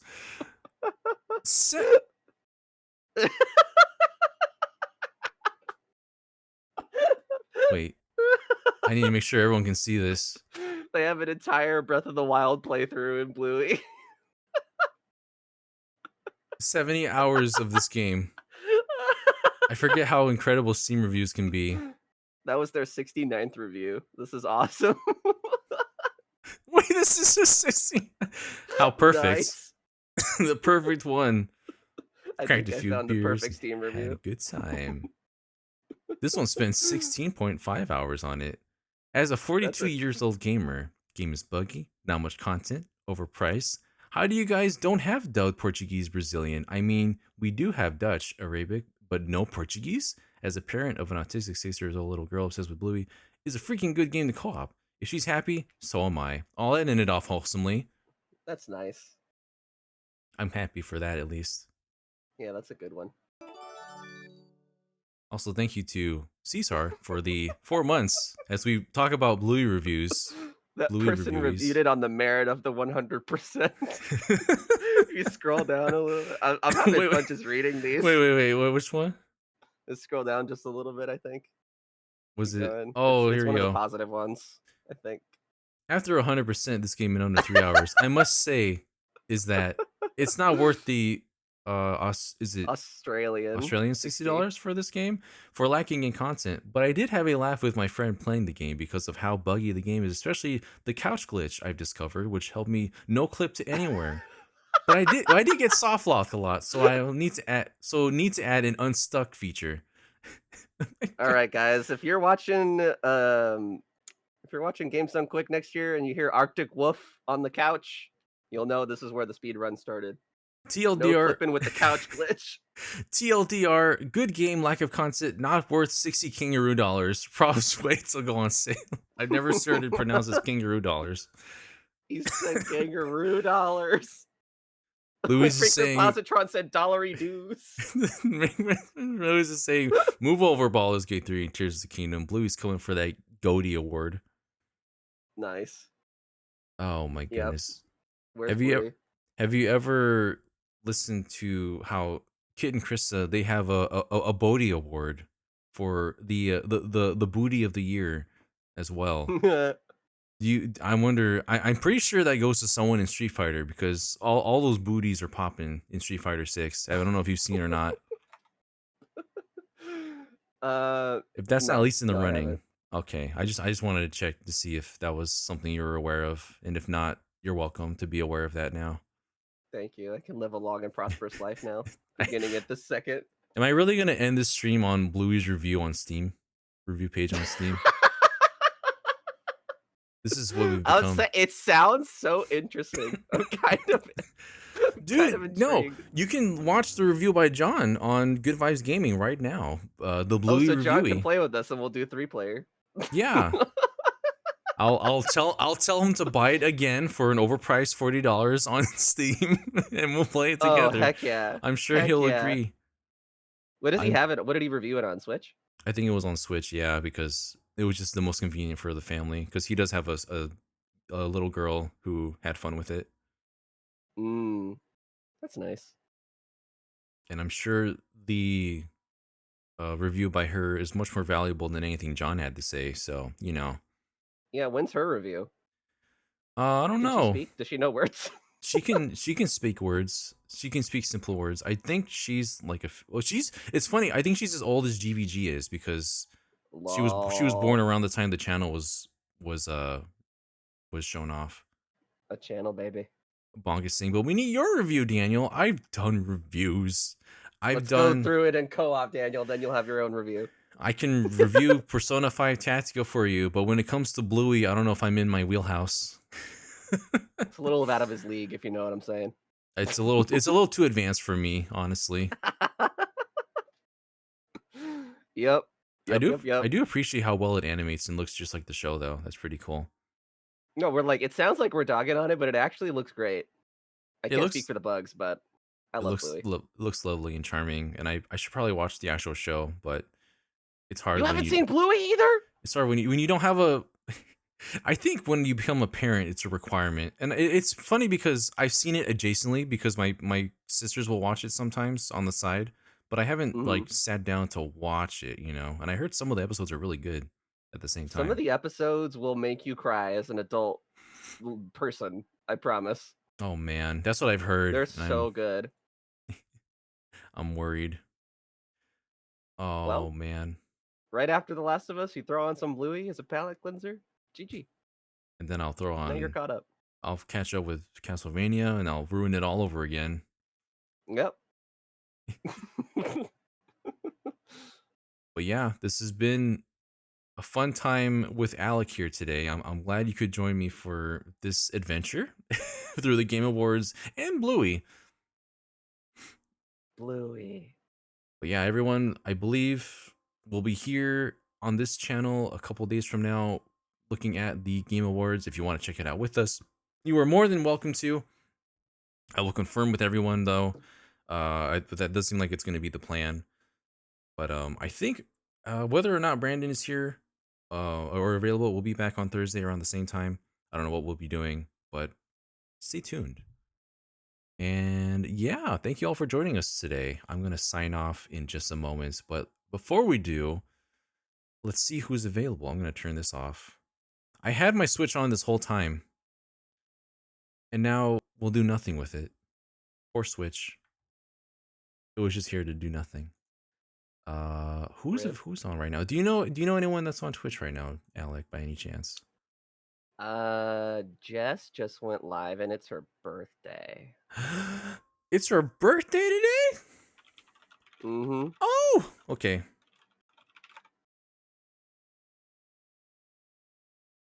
I always put She's too many. turning 23. I feel like I always put the wrong number of P's in the name. Rappaports. I hear my own sisters are home now too, so this is a good time to sign off. We're gonna go ahead and raid. Perfect. We're gonna raid Jess, who is just chatting right now. But go, please tell her happy birthday from Daniel and Alec. And From both of us. heck yeah, raid is starting. Once again, thank you all for joining us today. I will see you soon, and I hope you have a good one, everyone. And thank you again, Alec. It's always nice having you No here. props. Till we No meet probs. again. Whee! And away they have gone.